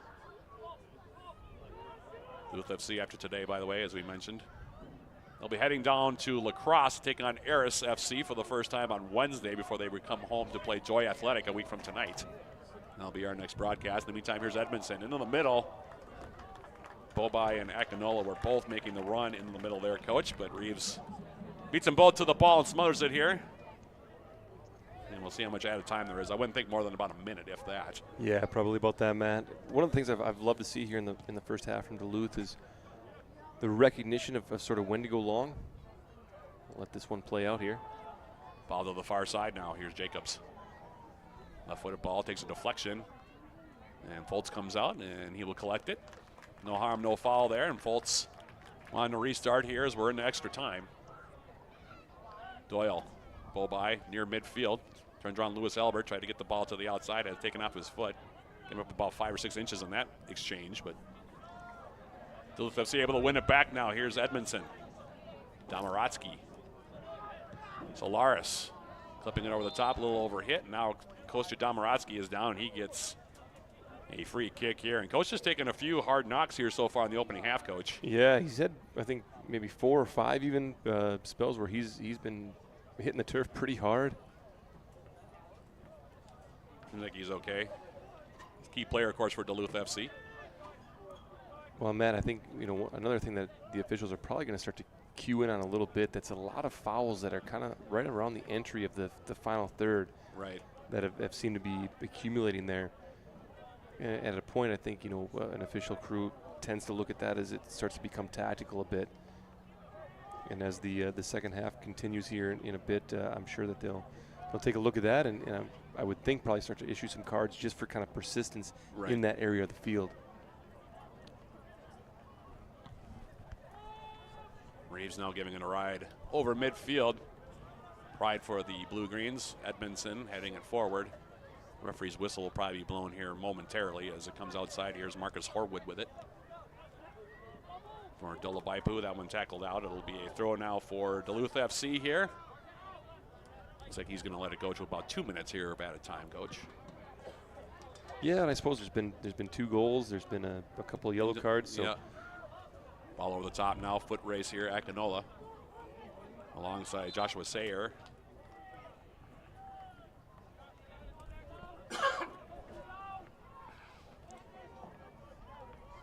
Last touch by the Blue-Greens as it goes over the near side, so a throw coming up here. As the throw comes in, and there is your first half whistle. So 45 minutes of action in the books, Coach. 1 goal each way. Your score here at the break, the Blue-Greens won, the Thunder won. Your overall impressions of that first 45 minutes? Well, Matt, again, I think if you look at sort of the goals for Duluth FC as they came in, just ball possession, good attacking sequences, really, pretty stout defensively for the most part.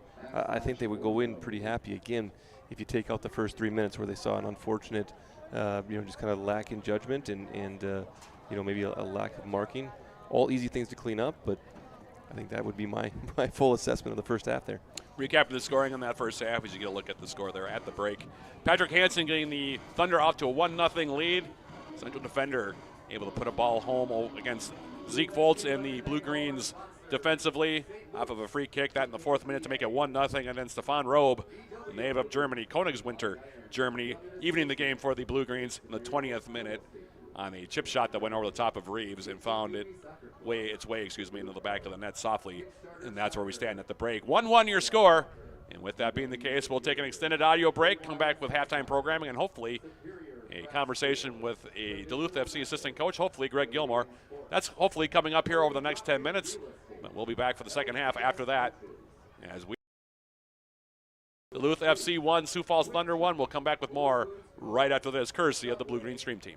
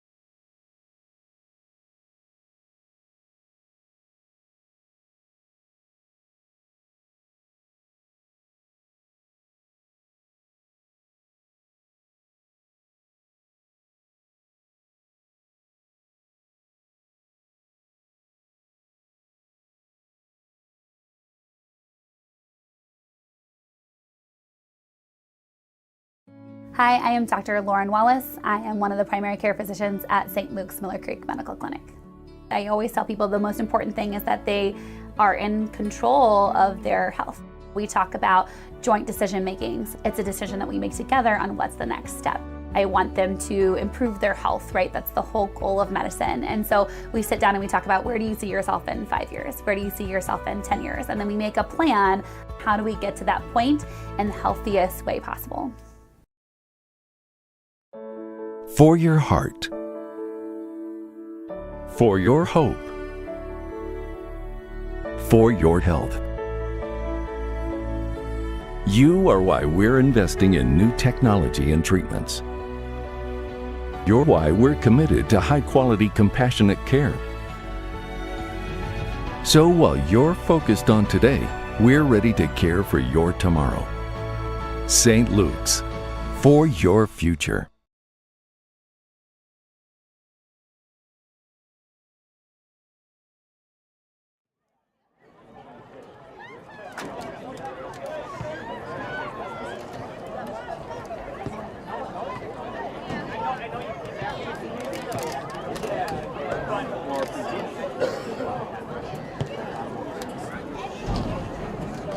I'm coming.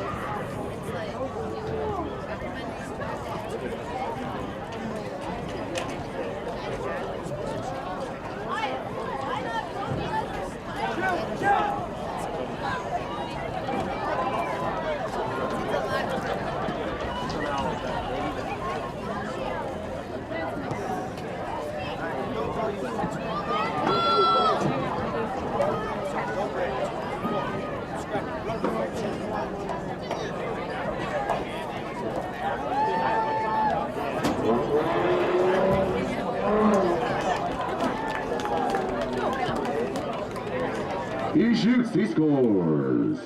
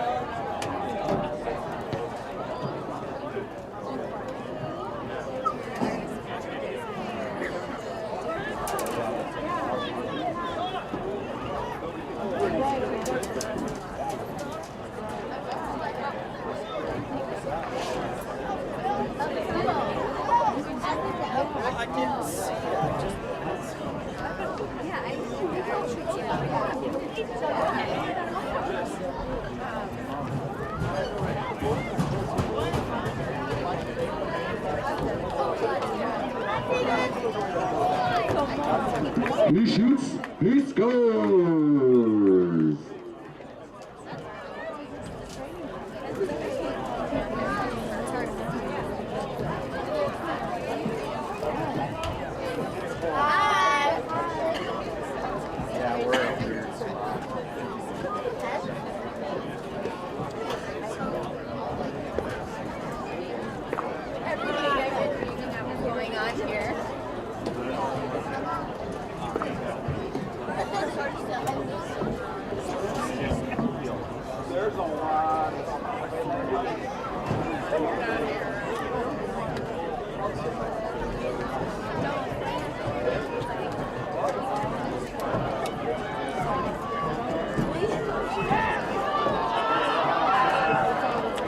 Goal!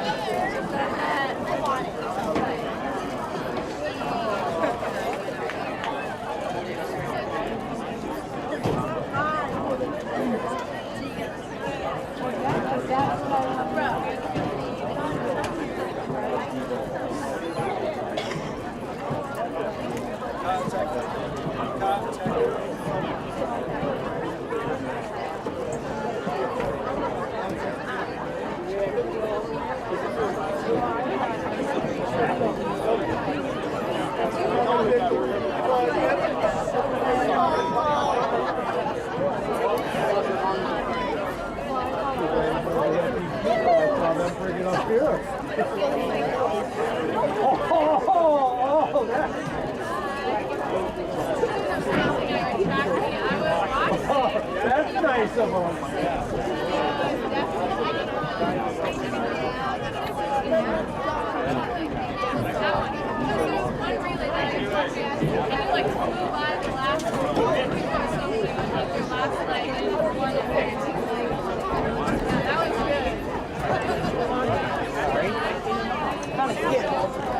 Hi, I am Dr. Lauren Wallace. I am one of the primary care physicians at St. Luke's Miller Creek Medical Clinic.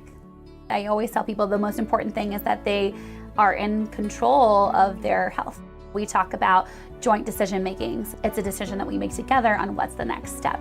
I want them to improve their health, right? That's the whole goal of medicine. And so we sit down and we talk about, where do you see yourself in 5 years? Where do you see yourself in 10 years? And then we make a plan. How do we get to that point in the healthiest way possible? For your heart.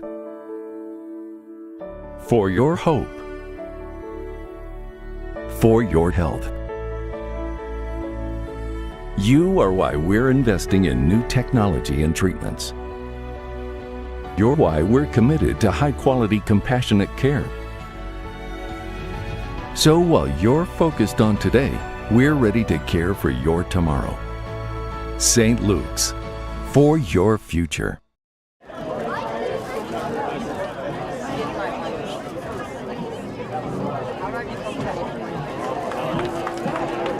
Let's put your hands together for ESS.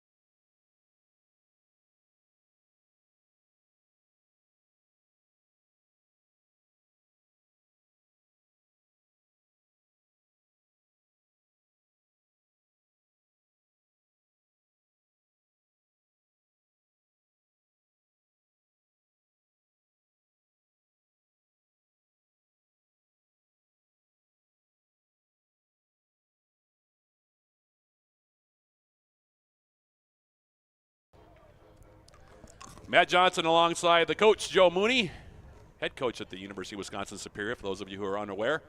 And we are back here at Public School Stadium. 1-1 your score here, getting ready for the start of the second half on this gorgeous evening. Here the lights are on, but plenty of daylight remaining. Still no clouds in the sky to speak of, Coach. And you've got your peanut M&Ms from your wife, Rachel. Hello, Rachel, by the way. Shout out to you. Saving you at halftime. What a gem to bring me a little bit of sugar here at halftime. No cupcakes. No cupcakes. I was just going to bring it up, Matt. You know, you know me. I come for the cupcakes. I stay for the football. And but I've been assured that Emily Law will be bringing cupcakes at some point this summer. Well, yeah, because Harry's birthday is coming up. He's got a birthday every year, apparently. Yeah, exactly. So we'll be eagerly looking forward to that. Emily, if you're listening in, you don't have to wait for a birthday. I will gladly test out those cupcakes once again anytime. Yeah, at your leisure, Emily, if you'd like to bring them. Of course, Harrison and Holden Law, part of our fantastic social media team here at Duluth FC. They do it about as well as anybody, Coach. I don't know of anybody that does it better than they do, and not in the Best NPSL. in the nation, yeah, Matt. It doesn't matter if it's for Duluth FC here. They've done such a tremendous job. Obviously, I'm partial to them because they do the same job at UW Superior, and whether it's the both NPSL of us get a chance to work with them. So yeah, or the NCAA. I will say this and go on record: there is nobody better in the country than those three guys. Andrew, of course. Obviously, yeah. Andrew, who also very good at it. There's a three-man team, actually. They do it all. And it's incredible. Yeah, they do an unbelievable job, really. By the way, our next broadcast, as we get ready for the opening kick of the second half here, Saturday, May 27th against Joy Athletics, 7 p.m. The opening kick here from Public School Stadium. Coach Mooney and myself will be on with the pregame starting at 6:45. That night. 9 home games this year, including a couple games in the Minnesota Super Cup. Excited for that, too, Yeah, Matt. that's going to be fun. We'll be talking more about that as the season goes along. Be fun to get the U19 team from Minnesota United up here to play a game, and, of course, the old rivals, Minneapolis City SC. The other home game as a result of the Minnesota Super Cup. As we begin the second half, Blue-Green's going from left to right, the Thunder going from right to left. And we'll see what kind of adjustments are made at the break here, Coach, in a 1-1 contest here. Looks like I think the same starting lineups for both sides, but I do think that there will be some tactical adjustments. Yeah, we saw Rory Doyle start sinking a little bit more as the half went along, Coach, and now he sank very deep here off the kick, and now here's a ball to the outside. Looks like there might have been one change here. There is a change, yeah. Yep. In the game for Duluth FC's Dylan Zavatini, who has quite the pedigree. Native of Santa Catarina, Brazil, getting in there, and he'll lead his college team, Colorado State University Pueblo, all the way to the NCAA Division II National Championship game. And he started that game on the outside. Actually played 23 total games for these Thunder Wolves this season. Started 19, played a lot of minutes, played all 90 minutes in that game for the national championship. So he's got quite the pedigree, and he now has come in on the outside as a defender here, it looks like. They moved Ken Pride now, looks like wide to the right here, Coach.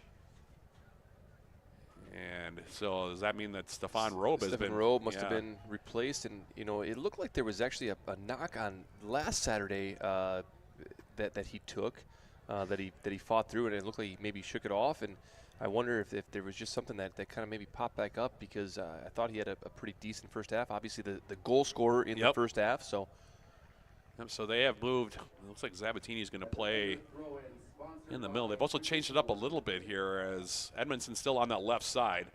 They've moved Pride to the right side now, and they've going to have, it looks like, Zabatini and Starling play in the middle as the pairing defensively. So it changed there. Zabatini came in just about a week ago, so his first real action here for the Blue-Greens, and there he is on the ball right there with the right foot.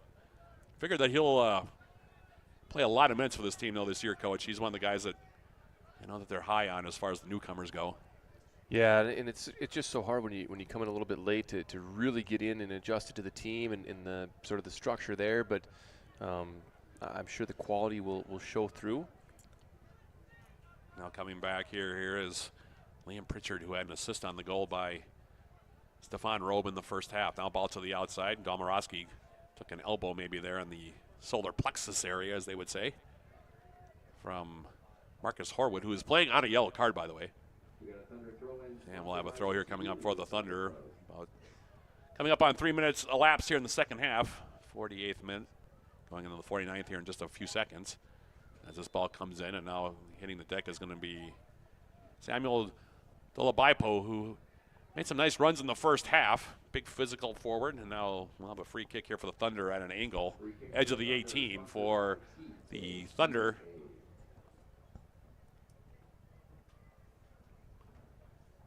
As they stand over this one here. At an angle about 20 yards away from Ezekiel Foltz's goal. Man marking here for the Blue Greens, it appears, here on this free kick as Harwood stands over it on the right foot. Now a left-footed shot comes in, and a nice grab that time by Foltz. Shot coming in off the left foot, by the way, for the Thunder. Now a long ball forward looking for Akinola. That shot off the left foot, by the way, of Alex Jacobs. Came right in on goal, and like I said, nice hands that time by Foltz. That one had some serious steam behind it. Yeah, and I think it was actually Gonzalez on the take. Yeah, okay. Yeah, on the left foot there. And I mean, really a pretty good opportunity. It had a little bit of movement on it, a lot of pace on it. But in the end, obviously Foltz dealt well with it. No rebound and off the Blue Greens goal. Ball to the outside now. A little bit too much on that one from Solaris, trying to pick out Pritchard. And throw coming up now near side as it's flipped over the top. Pritchard had it momentarily.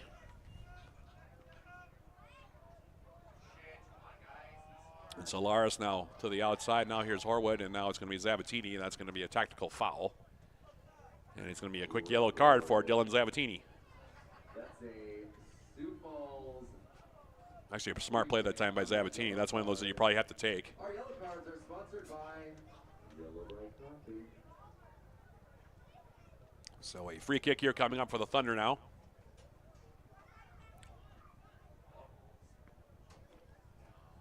That's our third yellow card of the game. And a free kick now standing over this one is Lewis Albert. Rangy central midfielder. Slash defender now plays it square ball now for Patrick Hansen to the far side.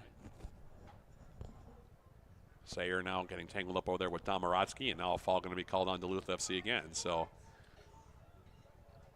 Bit of a soft call, in my opinion. yeah, considering how the game has been I mean, I just going think here so far, yeah, I'd have to agree, Coach. I think the winger kind of ran out of options there, ran out of space, and that's, oftentimes where you call on the double there. So you saw, Kostia on the first defender, and Rory Doyle coming in as the second man to double that up, and a lot of times you kind of let that play on. And Harwood will take the free kick here for the Thunder. Bending ball comes in. Volleyed out of the air now by Solaris, far side, and the Thunder will have a throw.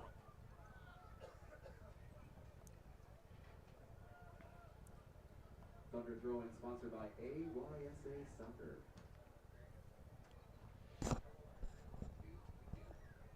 Harwood looks like he's loading up for a long one here. So toss in now. Solaris gets ahead to it. Now Albert top of the 18 gets a shot away, and that one well wide. And a goal kick here coming up for Foltz. yeah, Harwood put quite a bit of distance on that throw. He did indeed. Duluth FC, of course, has gotten plenty of those over the years from Jake Starling. Speaking of Jake Starling, he's on the ball right now on the right foot. Starling for the Blue Greens.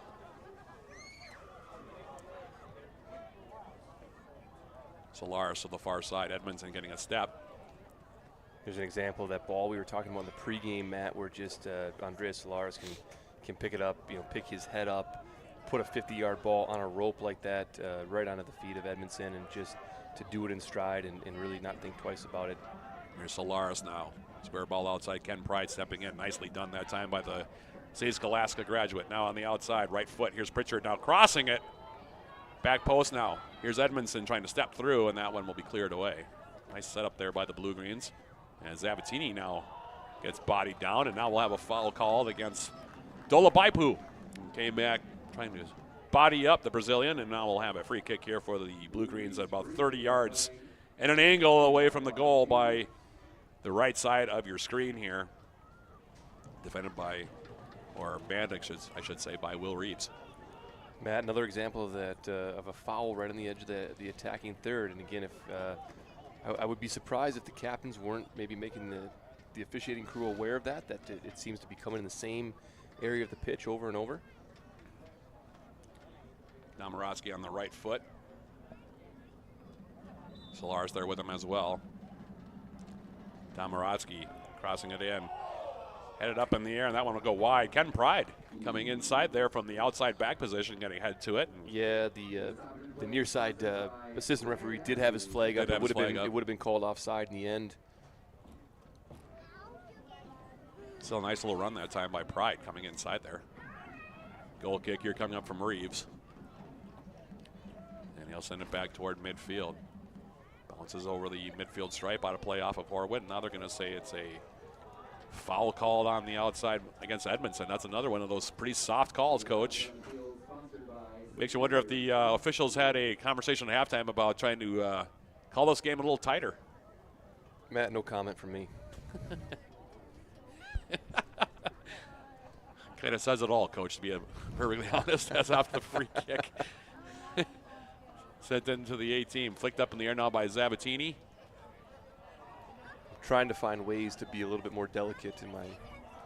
And they're going to call a foul now back the other direction against Dolabaipu. So he's clearly trying to draw the foul. That was well dealt with, though, by Dylan Zabatini. And there again, you see that was not an easy play. He's brought a calmness in already, Matt.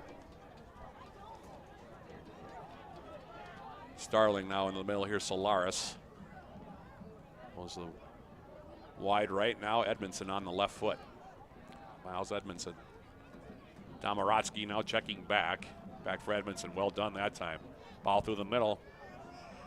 Behind the intended recipient.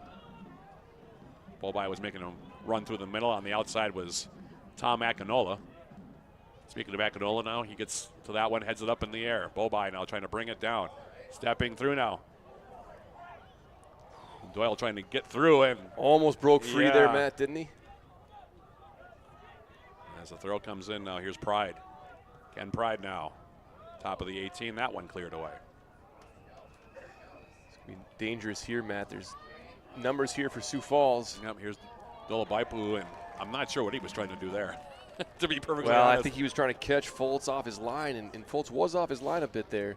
But to do that at full speed, you're going to have to really get underneath that ball. Yeah, like I said, I think he was trying to chip him over the top, but just didn't get the contact that he wanted. Now here's a nice crossing ball on the diagonal. Here's Pritchard.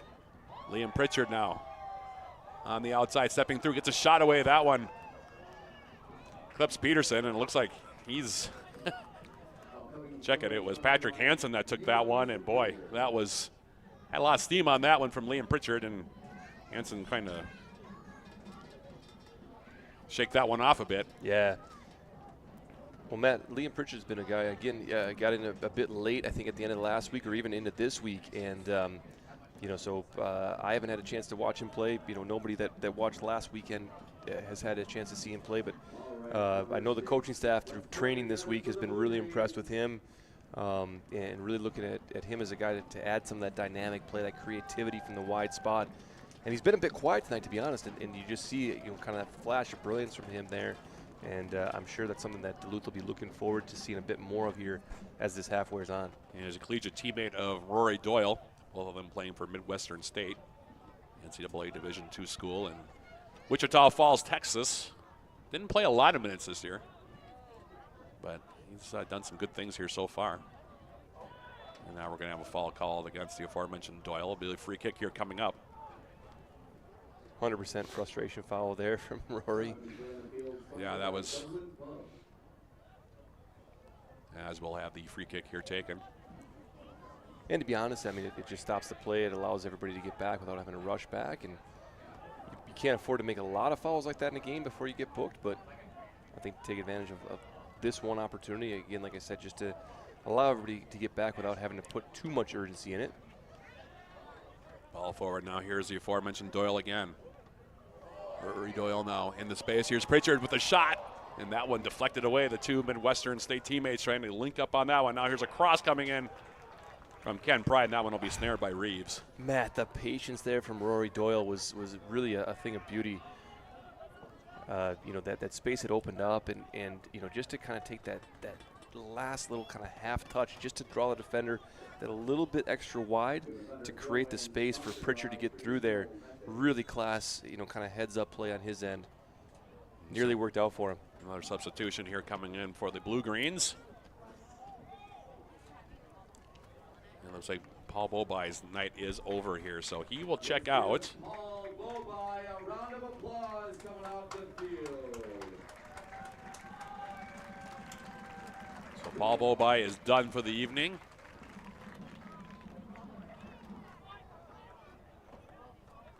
I think that's Luis Felipe Santos coming on. Okay, so Felipe Santos coming in for the Blue Greens. As the throw comes in, popped up in the air, ball's loose. And there's going to be a foul called on Horwood. And Volts got kind of caught no man's land on that throw. But whistle goes. So Matt, with go ahead. With Felipe Santos coming on here, I'll just make a couple quick comments about him. Again, seeing him in training, a lot of silkiness to his game to do exactly what he's just doing there, right on cue. Thank Drawing you, the Felipe foul, Santos. For giving us an example of what you can do. Again, a very silky player, very creative player. I think it shows the depth of this Blue Greens team, where a guy like that didn't get a start tonight. But you're bringing a guy like that off the bench, and he can really change the dynamic of a game quickly. Came in last week as well on that 3-0 win over Minnesota Twin Stars for the Blue Greens. As this ball now near midfield popped up in the air, it'll go over the far side. And we'll have a throw coming up here for the Blue Greens, taken quickly by Edmondson. Starling now from Zavattini will come forward on the right foot. Andreas Solaris now checks wide. And he sends it across field looking for Edmondson, who again was making that run up the left side. And now here's Horwood coming toward the midfield stripe. Ball's taken away by Zavattini. Nice touch on the outside. And here is Felipe Santos coming in now through the middle, and it's behind the intended recipient, that being Tom Akinola. Came in the 6. Just mistimed that ball there. And a foul is going to be called now as Solaris hits the deck. That was close. Felipe Santos making a nice run up that side. Great little sequence there. Just the ball played on with the flick pass from Edmondson as well. Speaking of Edmondson, there he is again to the outside. Santos. Domaratsky. Now Zavattini. Edmondson again on the left foot. A couple of Thunder players trying to close him down, and took too much time, but it'll draw a throw here for the Blue Greens. It is cleared over the far side by Lewis Albert. Matt, I was just going to say here, 60th minute, you can see some of the players on either side starting to warm up. I would think there'd be some subs coming, and obviously right on cue here come a couple for Sioux Falls. Yep. I think that, over the course of the 15 minutes in this half, the field had really kind of started to shift. You see just a lot of numbers for Duluth FC up here to the right. Enjoying some good possession spells in the Sioux Falls half. Usually that's a good sign for a coach to start to make some of those substitutes to try to refresh his squad a bit. So a couple substitutions here. We'll get them to you when we get the opportunity here for the Thunder.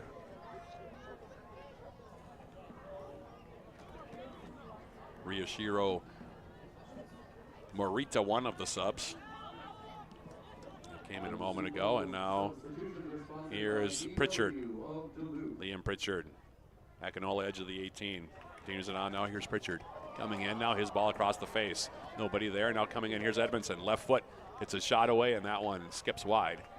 It deflects out, so it'll be a corner kick here for the Blue Greens. Good follow-up that time by Edmondson coming in weak side, coach. Yeah, and again, they're enjoying some good possession. They look a little bit more just intentional with all their play here in the second half. A little bit more fire to them, a little bit more willingness to take guys on, commit numbers forward. Good stretch of play here from Duluth. Domaratsky bending a ball in the middle, coming out is Reeves, and took that confidently, did Will Reeves. good-sized keeper. And he will hold on to it here. And he'll give it a ride toward midfield. And I'm not sure that was a foul, actually. It looked like a couple of Sioux Falls players ran into each other. But we'll have a free kick here coming up. Matt, text message coming in here from Coach Craig Chudley, who's enjoying the game from his from the comfort of his Greensboro apartment. Said to say hi to both of us. Well, hello, Coach Chudley. We miss you. Some Hope you're inside doing well. information as well that Stefan Robe is not injured. Apparently, he's been sick this week. So, okay. Good to know. Yeah, we were wondering why Stefan had come out. He certainly a difference maker at the right outside back position, it appears. Yeah, so obviously we wish him a speedy recovery, and I'm sure he'll be fine. Marito bringing it down now. Here's Dolabaipu trying to step through. Solaris comes in to meet him. Dolabaipu just out-muscles him.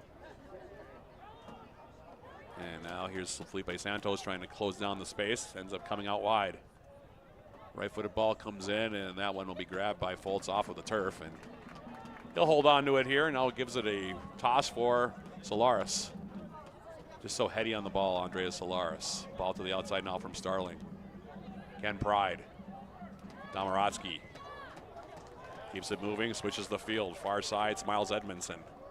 Edmondson flipping the ball forward. Goes over the top. Pritchard, top of the 18. Here's a shot attempt, and that one deflects wide. He's coming in late to get that shot away for the Blue Greens. That was a nice setup by Duluth FC. Corner kick coming up far side. They're getting close here, Coach. Yeah, really well done, and a lot of components to talk about in that play. The one I'll just kind of point out, Ken Pride shifting from center back out to the wide back has really made a nice transition into that position as well to kind of set up the beginnings of that sequence. Pritchard steps over the ball now. Outside, Domorotsky. Goes to Domorotsky. Left-footed ball through. Ball's loose, and they score! It's Rory Dole on the goal. Was it Zavattini? Zavattini had the goal. All right. It's Dylan Zavattini on the goal. So Dylan Zavattini on the goal. Matt, you knew what was coming. You know, like I said, the last 5 minutes here, the game has really started to tilt a little bit toward the Duluth attacking end, and what a great goal. It came from, you know, a few really nice sequences there. Good ball in and a real class finish there. And Zavattini with the tally, the assist to Kostya Domorotsky, and the Blue Greens of Duluth FC now have a 2-1 lead here. Matt, somebody down on the pitch there. Looks like it's one of the blue-green players. I hope that's not Zavattini actually down. I think it is actually on the turf. Which is weird. He was upright celebrating the goal earlier, but we're not having a repeat of what happened to a certain Mr. Garcia from Med City last year. Yeah, in the celebration to suffer an injury. It looks like Yeah, Christie's got him up, and hopefully just a little scare there and maybe an awkward landing. Yeah, it's like he's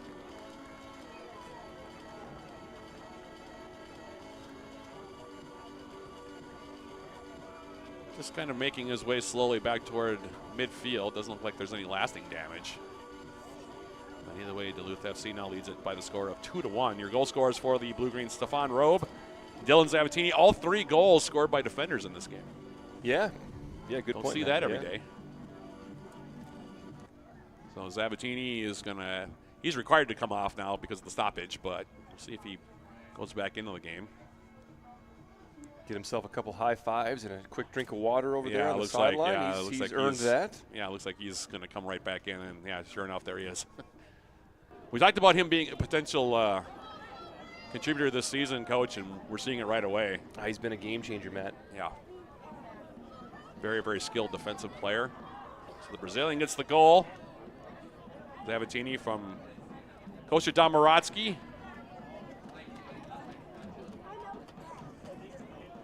Say the 65th minute on that goal, right around there, and it is now 2-1 Duluth FC. Their first lead of the evening. And we'll have a throw now, and it was a really nice finish by Zavattini, cutting inside And a really well-placed ball, by the way, by Kostya Domorodski. And that's something that we've seen from Kostya for now going on 2 years, Coach. And he can really play those balls inside.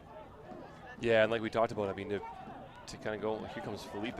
Yeah, here comes Felipe Santos now on the far side. He's got just a real smooth stride to him. You see how much ground he covers with his just kind of a very long natural gait there. Yeah. Very natural look for him, as here's Solaris now on the outside. Square ball, here's Pritchard. Liam Pritchard, who's had a nice night, steps inside now. It's a shot away, and that one off the side of his foot will go wide, but why not? Pretty good look there from Pritchard. You'll let them take that shot. Matt, safe to say that Coach Sean Morgan probably turned on the hairdryer a little bit there at halftime and gave the boys a little talking to, and it seems to have lit a certain fire underneath the squad. Because they really have come out in just a whole different way this second half. They have indeed. Foltz now on the outside. Here's Jake Starling. Again, just a lot more urgency to their play, a lot more willingness to commit. There's a ball over the top. Ken Pride now steps it to the outside. And that one will be touched over the far side. We'll have a throw here coming up. Miles Edmondson will take it. And the field beginning to tilt now, Coach, to the right here. As the throw will come out, this one again taken on the far side. Edmondson into the corner. Miles Edmondson now left-footed ball in the middle. Skipped through a couple of heads, actually skimmed maybe a couple of heads, and now will come over the near side. We'll have a throw here coming up. Matt, he's certainly been a bright spot tonight. Miles Edmondson, yeah, he's just been terrific on those overlaps. He's found really good space. His service has always been quality there. He's been creative. He's made things happen both in passing and on the dribble. Yeah, I like what I've seen from Miles Edmondson now. This is his second start of the season, and you can see why Duluth FC's high on him. Zabatini now coming through, and Dolabaipud now is going to be begging for a red card on that one for the second yellow. Yeah, Zabatini got a little talking to, I guess. Yep. I liked the tackle, actually, Matt. I thought it was a strong tackle. You know, in the end, I guess his leg did come off, but I don't think it was ever with any intent to injure or, you know, there was no malice in it. So, well, and Marcus Horwood, who has been doing a lot of talking to the center referee here and continues the dialogue with him here. The captain for Sioux Falls there. Yep. He's had some nice spells tonight. He has, and we're going to have a substitution now for the Blue Greens. Looks like Kean Gantley. Yeah, Kean Gantley is going to come in.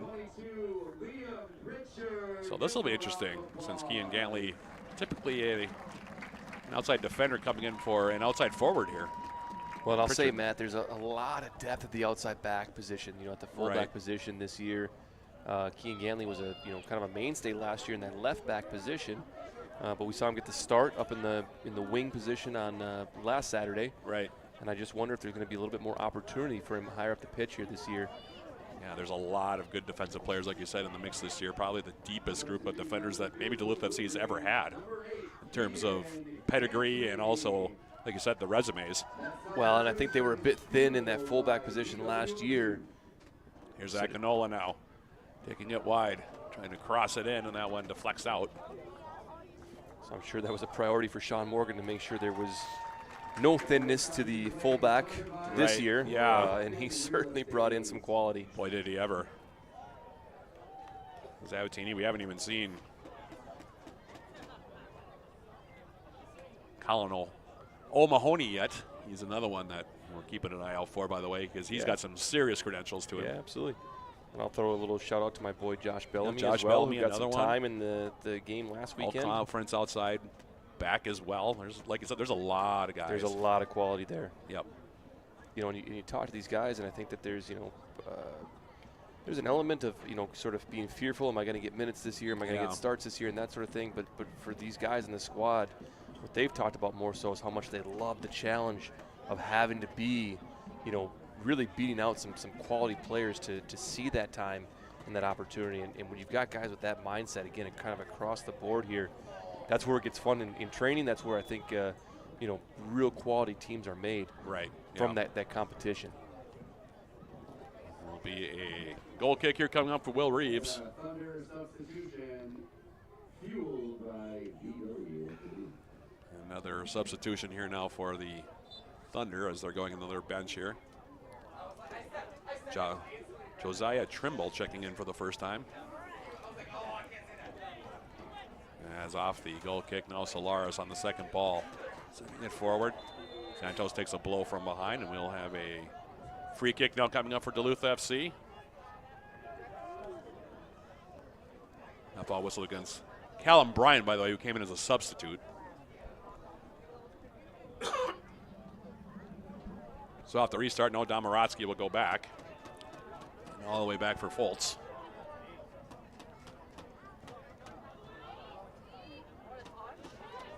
Now near side. Solaris now bending a ball forward. Here's Domorotsky coming in on an angle. Goes to Domorotsky. Waiting, stepping through, dribbling through, and he scores! Matt, I think just a few extra touches there just for the fans' sake. Well done, Kostya. What a ball there from Andres Solaris as well. You know, and the delayed run from Kostya, I think there were a couple opportunities. I heard Pat Sterner in the room next door saying, send it, send it, send it. You know, but the patience there from Andres. And then again, the heads-up play from Kostya on the delayed run, just really well done. Duluth opened this game wide open. Yeah, that was a beautiful finish. And that, again, showing some of that patience there by Domorotsky as well, showing some of that skill that he has. We've talked about how quick his feet are and how talented he is with the ball at his feet. And that was just a really skilled play that time, just freaking out a couple of Thunder players, just waiting calmly and just putting it in the back of the net. The defender had a shot at it, the goalkeeper had a shot at it, you know, and Kostya just using that technical ability. He's so tidy. And again, he did it all at full pace. Stopped himself on a dime, cut to the left, and just, again, gave us a couple more touches just to give a little shout-out to the fans, I'm sure. Well done, Kostya. Looks like Tyler Limmer's going to check in here. Tom Akinola is done for the night. And nice to see Tyler Limmer, by the way, get in the game here with Duluth FC up now 3-1. But Domorotsky, how about him? Goal and assist tonight. Had a goal last weekend as well. And picking up right where he left off, Coach. He had a big offensive year a year ago for Duluth FC. And Matt, he's absolute class, and I think, you know, what I've loved to see from him so far this summer. Again, we're only 2 games in, but just to give him, I think, the due shout-out that he deserves. And now we're going to have a foul called on the aforementioned Tyler Limmer, who just chucked in, or excuse me, it's not Tyler Limmer. But, Matt, I think last summer, you know, Kostya was a part of a lot of, you know, like good offensive sequences, good, you know, when you think about some of the goals scored, he was kind of always involved, but he really seems to be the guy right now that's driving the offense. Yeah. That foul, by the way, against Felipe Santos, so my mistake. And we'll have a free kick here coming up. As getting into this one, giving it a ride. There's Solaris rising up, trying to bring that ball down. There's Domorotsky, the latest goal scorer here for Duluth FC, and Felipe Santos turning wide, couldn't bring it down in a controlled fashion, so it'll be a throw here coming up for the Thunder. Thunder, by the way, after today, they will be next in action as well, coming up on the 24th, this coming Wednesday against Minnesota Twin Stars. That'll be their first home game. They'll be back at Oh boy, here's a ball loose. Now here's a shot. Save is made by Foltz, and he'll smother it. Turnover, that could have been dangerous right there, but Foltz kick save with the right foot and then smothered it. Wow, hasn't had a lot to do tonight, but that was a big save right there. Matt, he got down very fast on that, and to not allow a rebound was clutch there as well. Right, Shiro Morita with the shot, but wow. That's a big save. Yeah. You know, to keep this thing at 3-1, it's just a lot more comfortable feeling here for the last 13 minutes. Well, that's not too early in the season to start talking about goal difference. That's one of the tiebreakers in the NPSL. So as this ball now flicked in and ranging over now will be Foltz. And he'll smother it here. Those are those big plays, too, that, you know, right now, because the goalkeeping position is pretty much wide open right now. We saw James Price last week against Minnesota Twin Stars get the clean sheet in that 3-0 win. And, you know, tonight, Price didn't even dress. He's not one of the two keepers in the lineup today. So, you know, there being Alex Paredes, who was not dressed last week. So, right now there's 3 or 4, actually 3 at least solid options, it appears, at goalkeeper here this summer. So it'll be interesting to see how that all pans out as well. Well, Matt, like I said, I mean, you saw the quality last week from Price. You saw it tonight from Foltz, and obviously I can speak to Alex Paredes, and, another UWS player, and coming off of his sophomore season.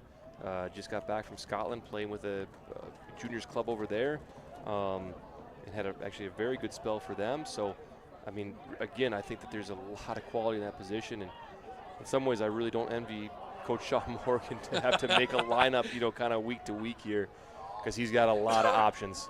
Ever the showman, Coach Tomaratsky flicking that ball up in the air. We saw him do that against this team last year, where he actually rainbowed a couple of players on the near sideline here. First time we had seen that, I think, probably ever, at least in Duluth FC history. I don't know if I'd ever seen that somebody did. Yeah, he did it against this team last year, actually. That's okay. Maybe it happened back in the Dassel days. Yeah, might have. The Blue-Greens history. I'm not sure. We'll get confirmation from Pat Sterner at some point. The free kick is headed into the waiting arms of Ezekiel Foltz, and now he'll hold on to it here. I think that the fact that the Blue-Greens are also able to bounce back from a bit of a shaky start, Coach, on that opening goal, and so far since then have, I don't want to say been in complete control, but have controlled large portions of the game at the very least, as Starling now will go back for Foltz again here. And it looks like they're going to give it back, and now it's going to be a free kick here for the Blue-Greens. Well, Matt, again, I think a lot of the credit's going to go to the midfield and the work that they've done here in the second half. I think Zavattini has certainly shown his quality. And again, I think a shout out to Ken Pride, who shifted from the center back position to the full back position. You think, you're only moving one spot right, but there is a lot of difference in the needs of those positions. So to really do that seamlessly kind of mid-game, a lot of credit to him as well. Yep, here's Ken Pride, speaking of which. Started out in the middle, playing alongside Jake Starling, then got moved to the outside. Stefan Robe, of course, the first goal scorer. Bit under the weather this week, so he was checked out. Under the weather, Matt, and put that ball right under the bar. Yes, he did. That's a good pick there, Coach. Good job. And now we're going to have always good for 1 or 2 dad lines a night, huh? Under the weather and under the bar, on that first goal. Yeah, he just snuck it in there. Yeah, I mean, it was really, pretty perfectly placed there. And like I said, for an outside back to be able to show that kind of touch, that's pretty rare. You don't see too many outside backs that, like you said, running full speed, have that ability to just kind of chip it over the top. Former Blue-Green, of course, Blake Perry, and former Yellow Jacket, UW Superior Yellow Jacket, Blake Perry, did that quite a few times in his career. Yeah, he's had a few pretty similar looks, hasn't he? Yeah. Yep. As you and I both well know. Actually, Duluth FC fans also know that. He did it a few times last year for Duluth FC, as I recall, as well. So, meanwhile, the Blue-Greens now back the other direction. Here's Domaratsky for the aforementioned Dylan Zavattini. I would be surprised if he's not playing a lot of minutes here over the next few weeks at least for Dylan Zavattini. We've seen what he can do both offensively and defensively in this game, Coach, and you can see why they were anxious to get him into the rotation once he arrived in town. Yeah, he'll be a tough one to take out of the lineup. And again, I mean, there's a lot of quality there in the other ranks as well. So once again, I'll just say I don't envy Sean Morgan's job. No. Game to game, picking an 18, let alone a starting 11. Well, you talked about your players as well. Josh Bellamy, who's 2-time first-team All-Conference for you guys, and talked about Colin O'Mahony, who has some sterling credentials of his own. We haven't gotten into those as much because we haven't seen him yet. He didn't dress tonight, but yeah, the other guy that I'm excited about, we saw him up here in the booth at halftime, is Connor Behan. Yeah, here's the ball now into the 6-yard area, out on top now. And a step through, get a shot away. Broken up. Now here's Pride. Ken Pride with the shot. That one is saved by Reeves as he went to his left. Ken Pride sneaking in there with the left foot. Yeah, that quite a bit of zip on it, didn't it? Yeah, had good velocity on that one from the English defender. I'll tell you though, I mean, even though there've been 3 balls that have, found their way into the back of the net tonight behind Reeves, he's been very quality. He's been really fun to watch. He really strong hands. He covers a lot of the net. He's been very controlling of his box. Another substitution here for the Blue Greens. We'll get that to you. I believe it's Manny Morales that came in. Yes, it is. So Morales comes in. He also came in as a substitute against the Twin Stars last week. Now a throw from Pride here. In for Tyler Limmer. As you see that, they've taken off Miles Edmondson. I'm sure just trying to he had a be strong respectful night of tonight. his minutes here a little bit. He's had certainly a lot of miles covered today. So and he's going to play a lot of minutes as well, you would figure. Yeah, absolutely. So and they already had an option on the field in Kean Gantley. So he returns home to his left back position. Yeah, he played virtually all of last year for the Blue Greens as a left outside back. Yeah, you mentioned Blake Perry just a minute ago, and they had a lot of fun link-up play between the two on that left side last summer, didn't they? Yeah, Kean Gantley, one of those. Someone asked me what kind of player he was. I said he's kind of a pest. Skilled player, plays very hard, you know. Yeah, and you say that not the biggest guy, but he plays. I'm sure he would agree, right? Yeah, exactly. I mean, that's sort of his style of play. And had a lot of fun watching Kean last year on that outside back position because he ran the wing really well. And a young player. Yeah, you know, I think. Yeah, he's only just completed a sophomore year. And yeah, so he had quite the summer, really coming off of his freshman year last year. Plays for Tennessee Wesleyan, an NAIA school. Does Kean Gantley as this ball now sent in deep. Sabatini now will let it go over the end line, and then he takes a spill to the turf. Looks like just adjust his footwear, though.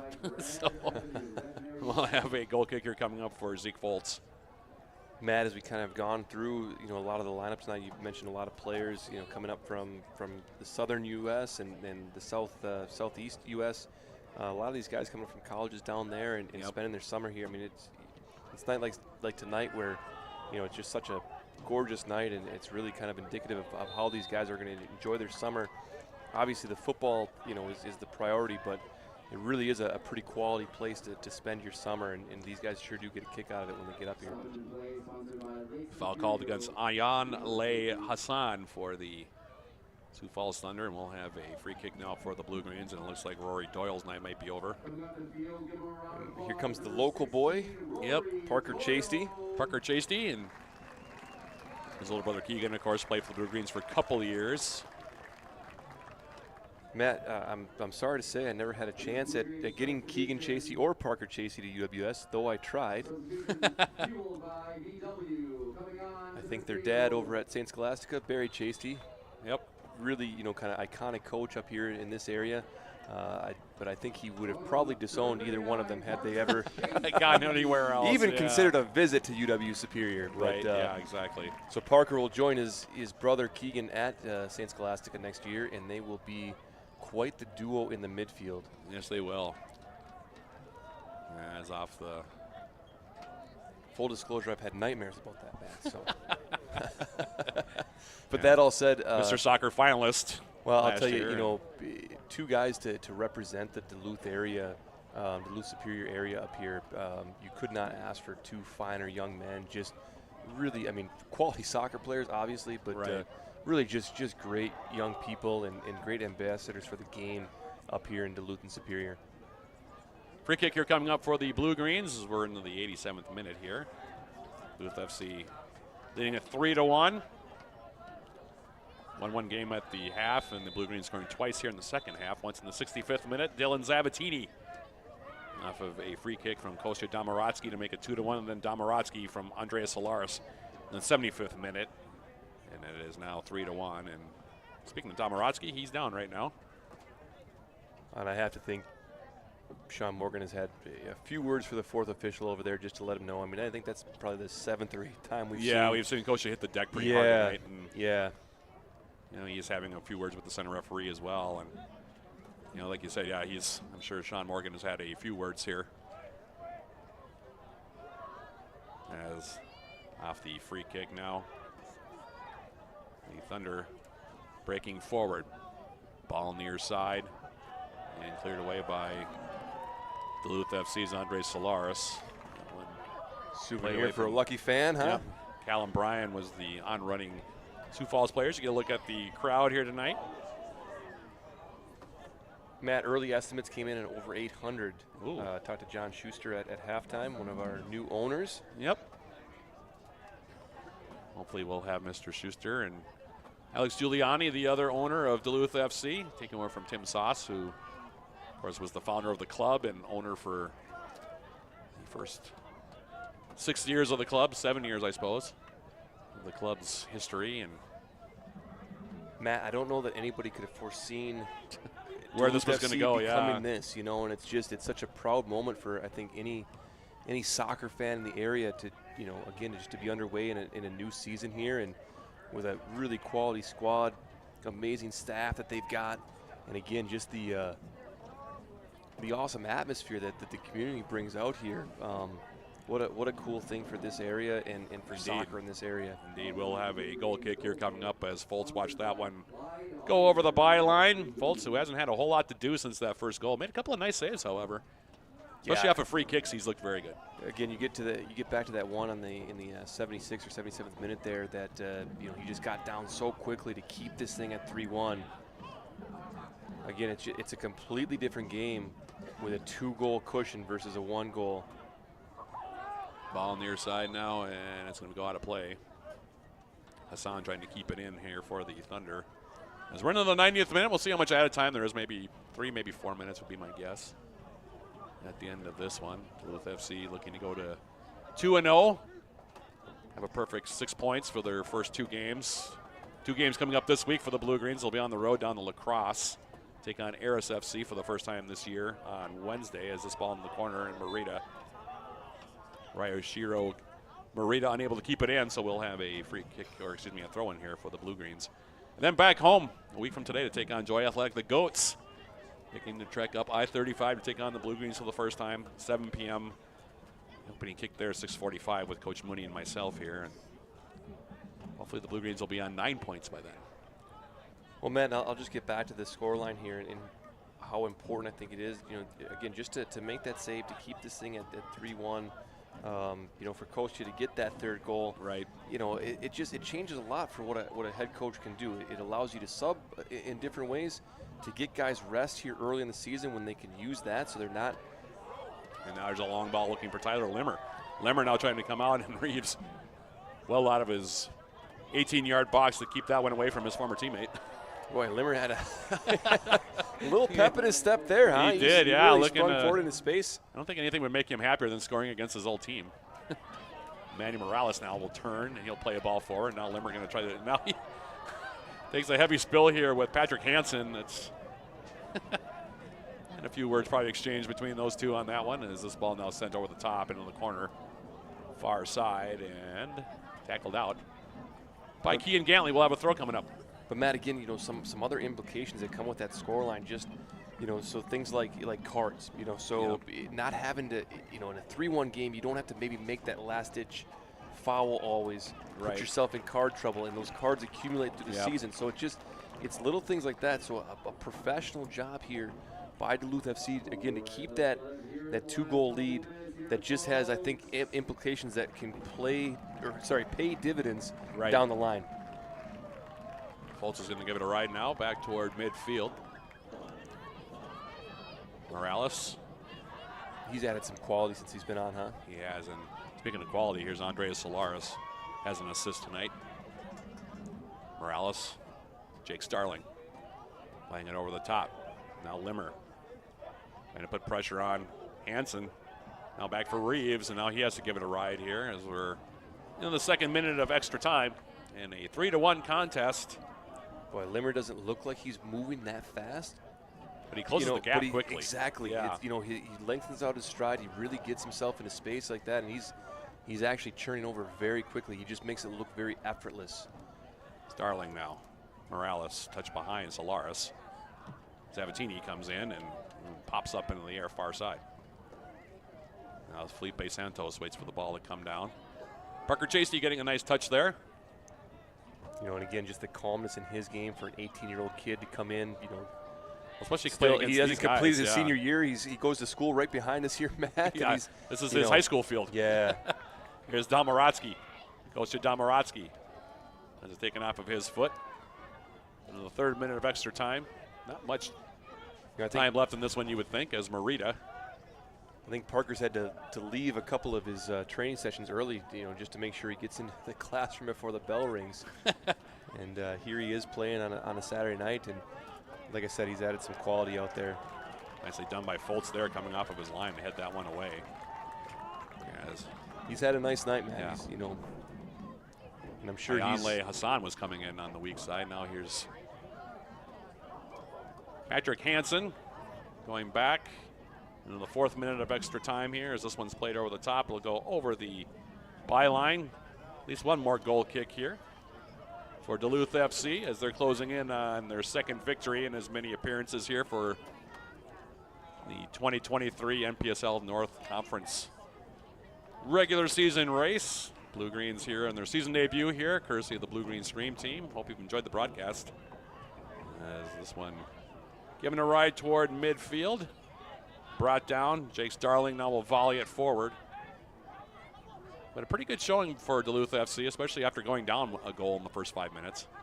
Yeah, I wouldn't say it was a complete game, Matt, but I do think it was nearly a complete second half. Yeah, I thought they certainly did turn up the heat in the second 45 minutes here as we're now into the 5th minute of extra time.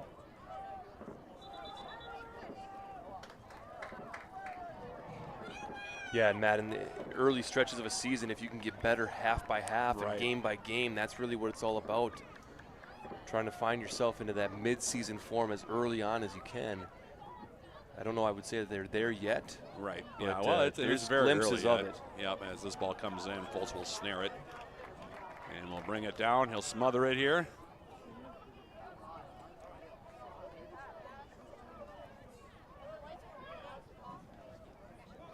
Give credit to this crowd too, Matt. Nobody is headed for the exit yet. They're here to see every little bit of soccer that they can, and it's again, it's not just a crowd for kind of a experience sake. I think there's a lot of real hardcore soccer fans here. Right. We'll have to go into our 6th minute of extra time here. I'm kind of surprised that he's let it go this long. Once again, just giving the fans what they want, Matt. They want a little extra soccer, and they've there got it is. Yeah, so just about 5 minutes of extra time. Final score here as the whistle goes. Duluth FC 3, Sioux Falls Thunder FC 1. Duluth FC breaking a 1-1 draw at the half by scoring twice in the second half, about 10 minutes apart. Dylan Zavattini with his first goal off an assist from Kostya Domorotsky. In the 65th minute proved to be the game winner, making it 2-1. And then Domorotsky showing off some of those foot skills, taking a pass from Andres Solares, tap dancing his way around a couple of different Sioux Falls players, and then scoring in the back of the net to provide all the insurance to make this a 3-1 final. And Coach, your impressions here as we go into our postgame. Matt, I loved it. I mean, it just feels so good to be back here this summer. Like I said, there's a ton of quality on the Duluth side. I think it is going to be one of the best sides that we've seen at Duluth FC. Again, I think just some headaches kind of getting into the game a little bit, but once they found their groove, some really, I think, just heads up plays by Sean Morgan too, in terms of just the substitutions that he made, opportune times. Those guys had impacts. I think the game plan changed a little bit at halftime for the better, and I just think that like I said, professional win by Duluth FC. We'll go through the complete scoring here before we go off the air. Patrick Hansen actually opened up the scoring for Sioux Falls, scoring off of a free kick in the 4th minute. That made it 1-0. Then it was Stefan Robe, the outside defender for Duluth FC, and a nice little chip going full speed up the right sideline, flipping it over the top of Will Reeves in the back of the net. That one coming in the 20th minute, and that made it 1-1 at the half. And then, of course, Zavattini and Domorotsky scoring twice in 10 minutes, as we talked about just now, to make the final 3-1. Duluth FC now on 6 points, 2-0 on the season. Ezekiel Foltz gets the win in goal. Congratulations to him. Gets a win at the expense of his old club. Tyler Limmer, same story for him. Nice to see them both get some time here. Duluth FC now 2-0, like I said, and the Sioux Falls Thunder now 0-1. Up next for the Blue Greens. They will be on the road on Wednesday, taking on Lacrosse Aris FC for the first time here during the 2023 campaign. That'll be a 7 p.m. kick down in Lacrosse. Our next broadcast, however, will come up a week from tonight. Coach Moni and I will be right back here at Public School Stadium as the Blue Greens will return home to take on Joy Athletic. The Goats coming up 7 p.m. The opening kick there. Coach Moni and I with the pregame starting at 6:45. And Coach, any final thoughts before we sign it off here for the night? Matt, once again, I mean, the last thing I'll say too is just, who do you not start next game out, Yeah. right? Like all the guys that played. And again, I know the quality of guys who didn't start, and so again, that's just, it's credit to this squad for the job they did tonight. Man, it's going to be fun. It's going to be a fun summer to watch. Well, thank you, Coach Mooney, for your time, and thank you to everybody who took some time out of their Saturday night. We'll hope you'll join us again in a week for more Duluth FC soccer. So for our production engineer, John Law, our camera person, Terry Anderson, and Coach Joe Mooney, this is Matt Johnson. One more time, repeating the final score here from Public School Stadium. Duluth FC 3, Sioux Falls Thunder 1. Thanks for watching, everybody. We hope you'll join us a week from tonight. This has been Duluth FC Blue Green Soccer, courtesy of the Blue Green Stream Team.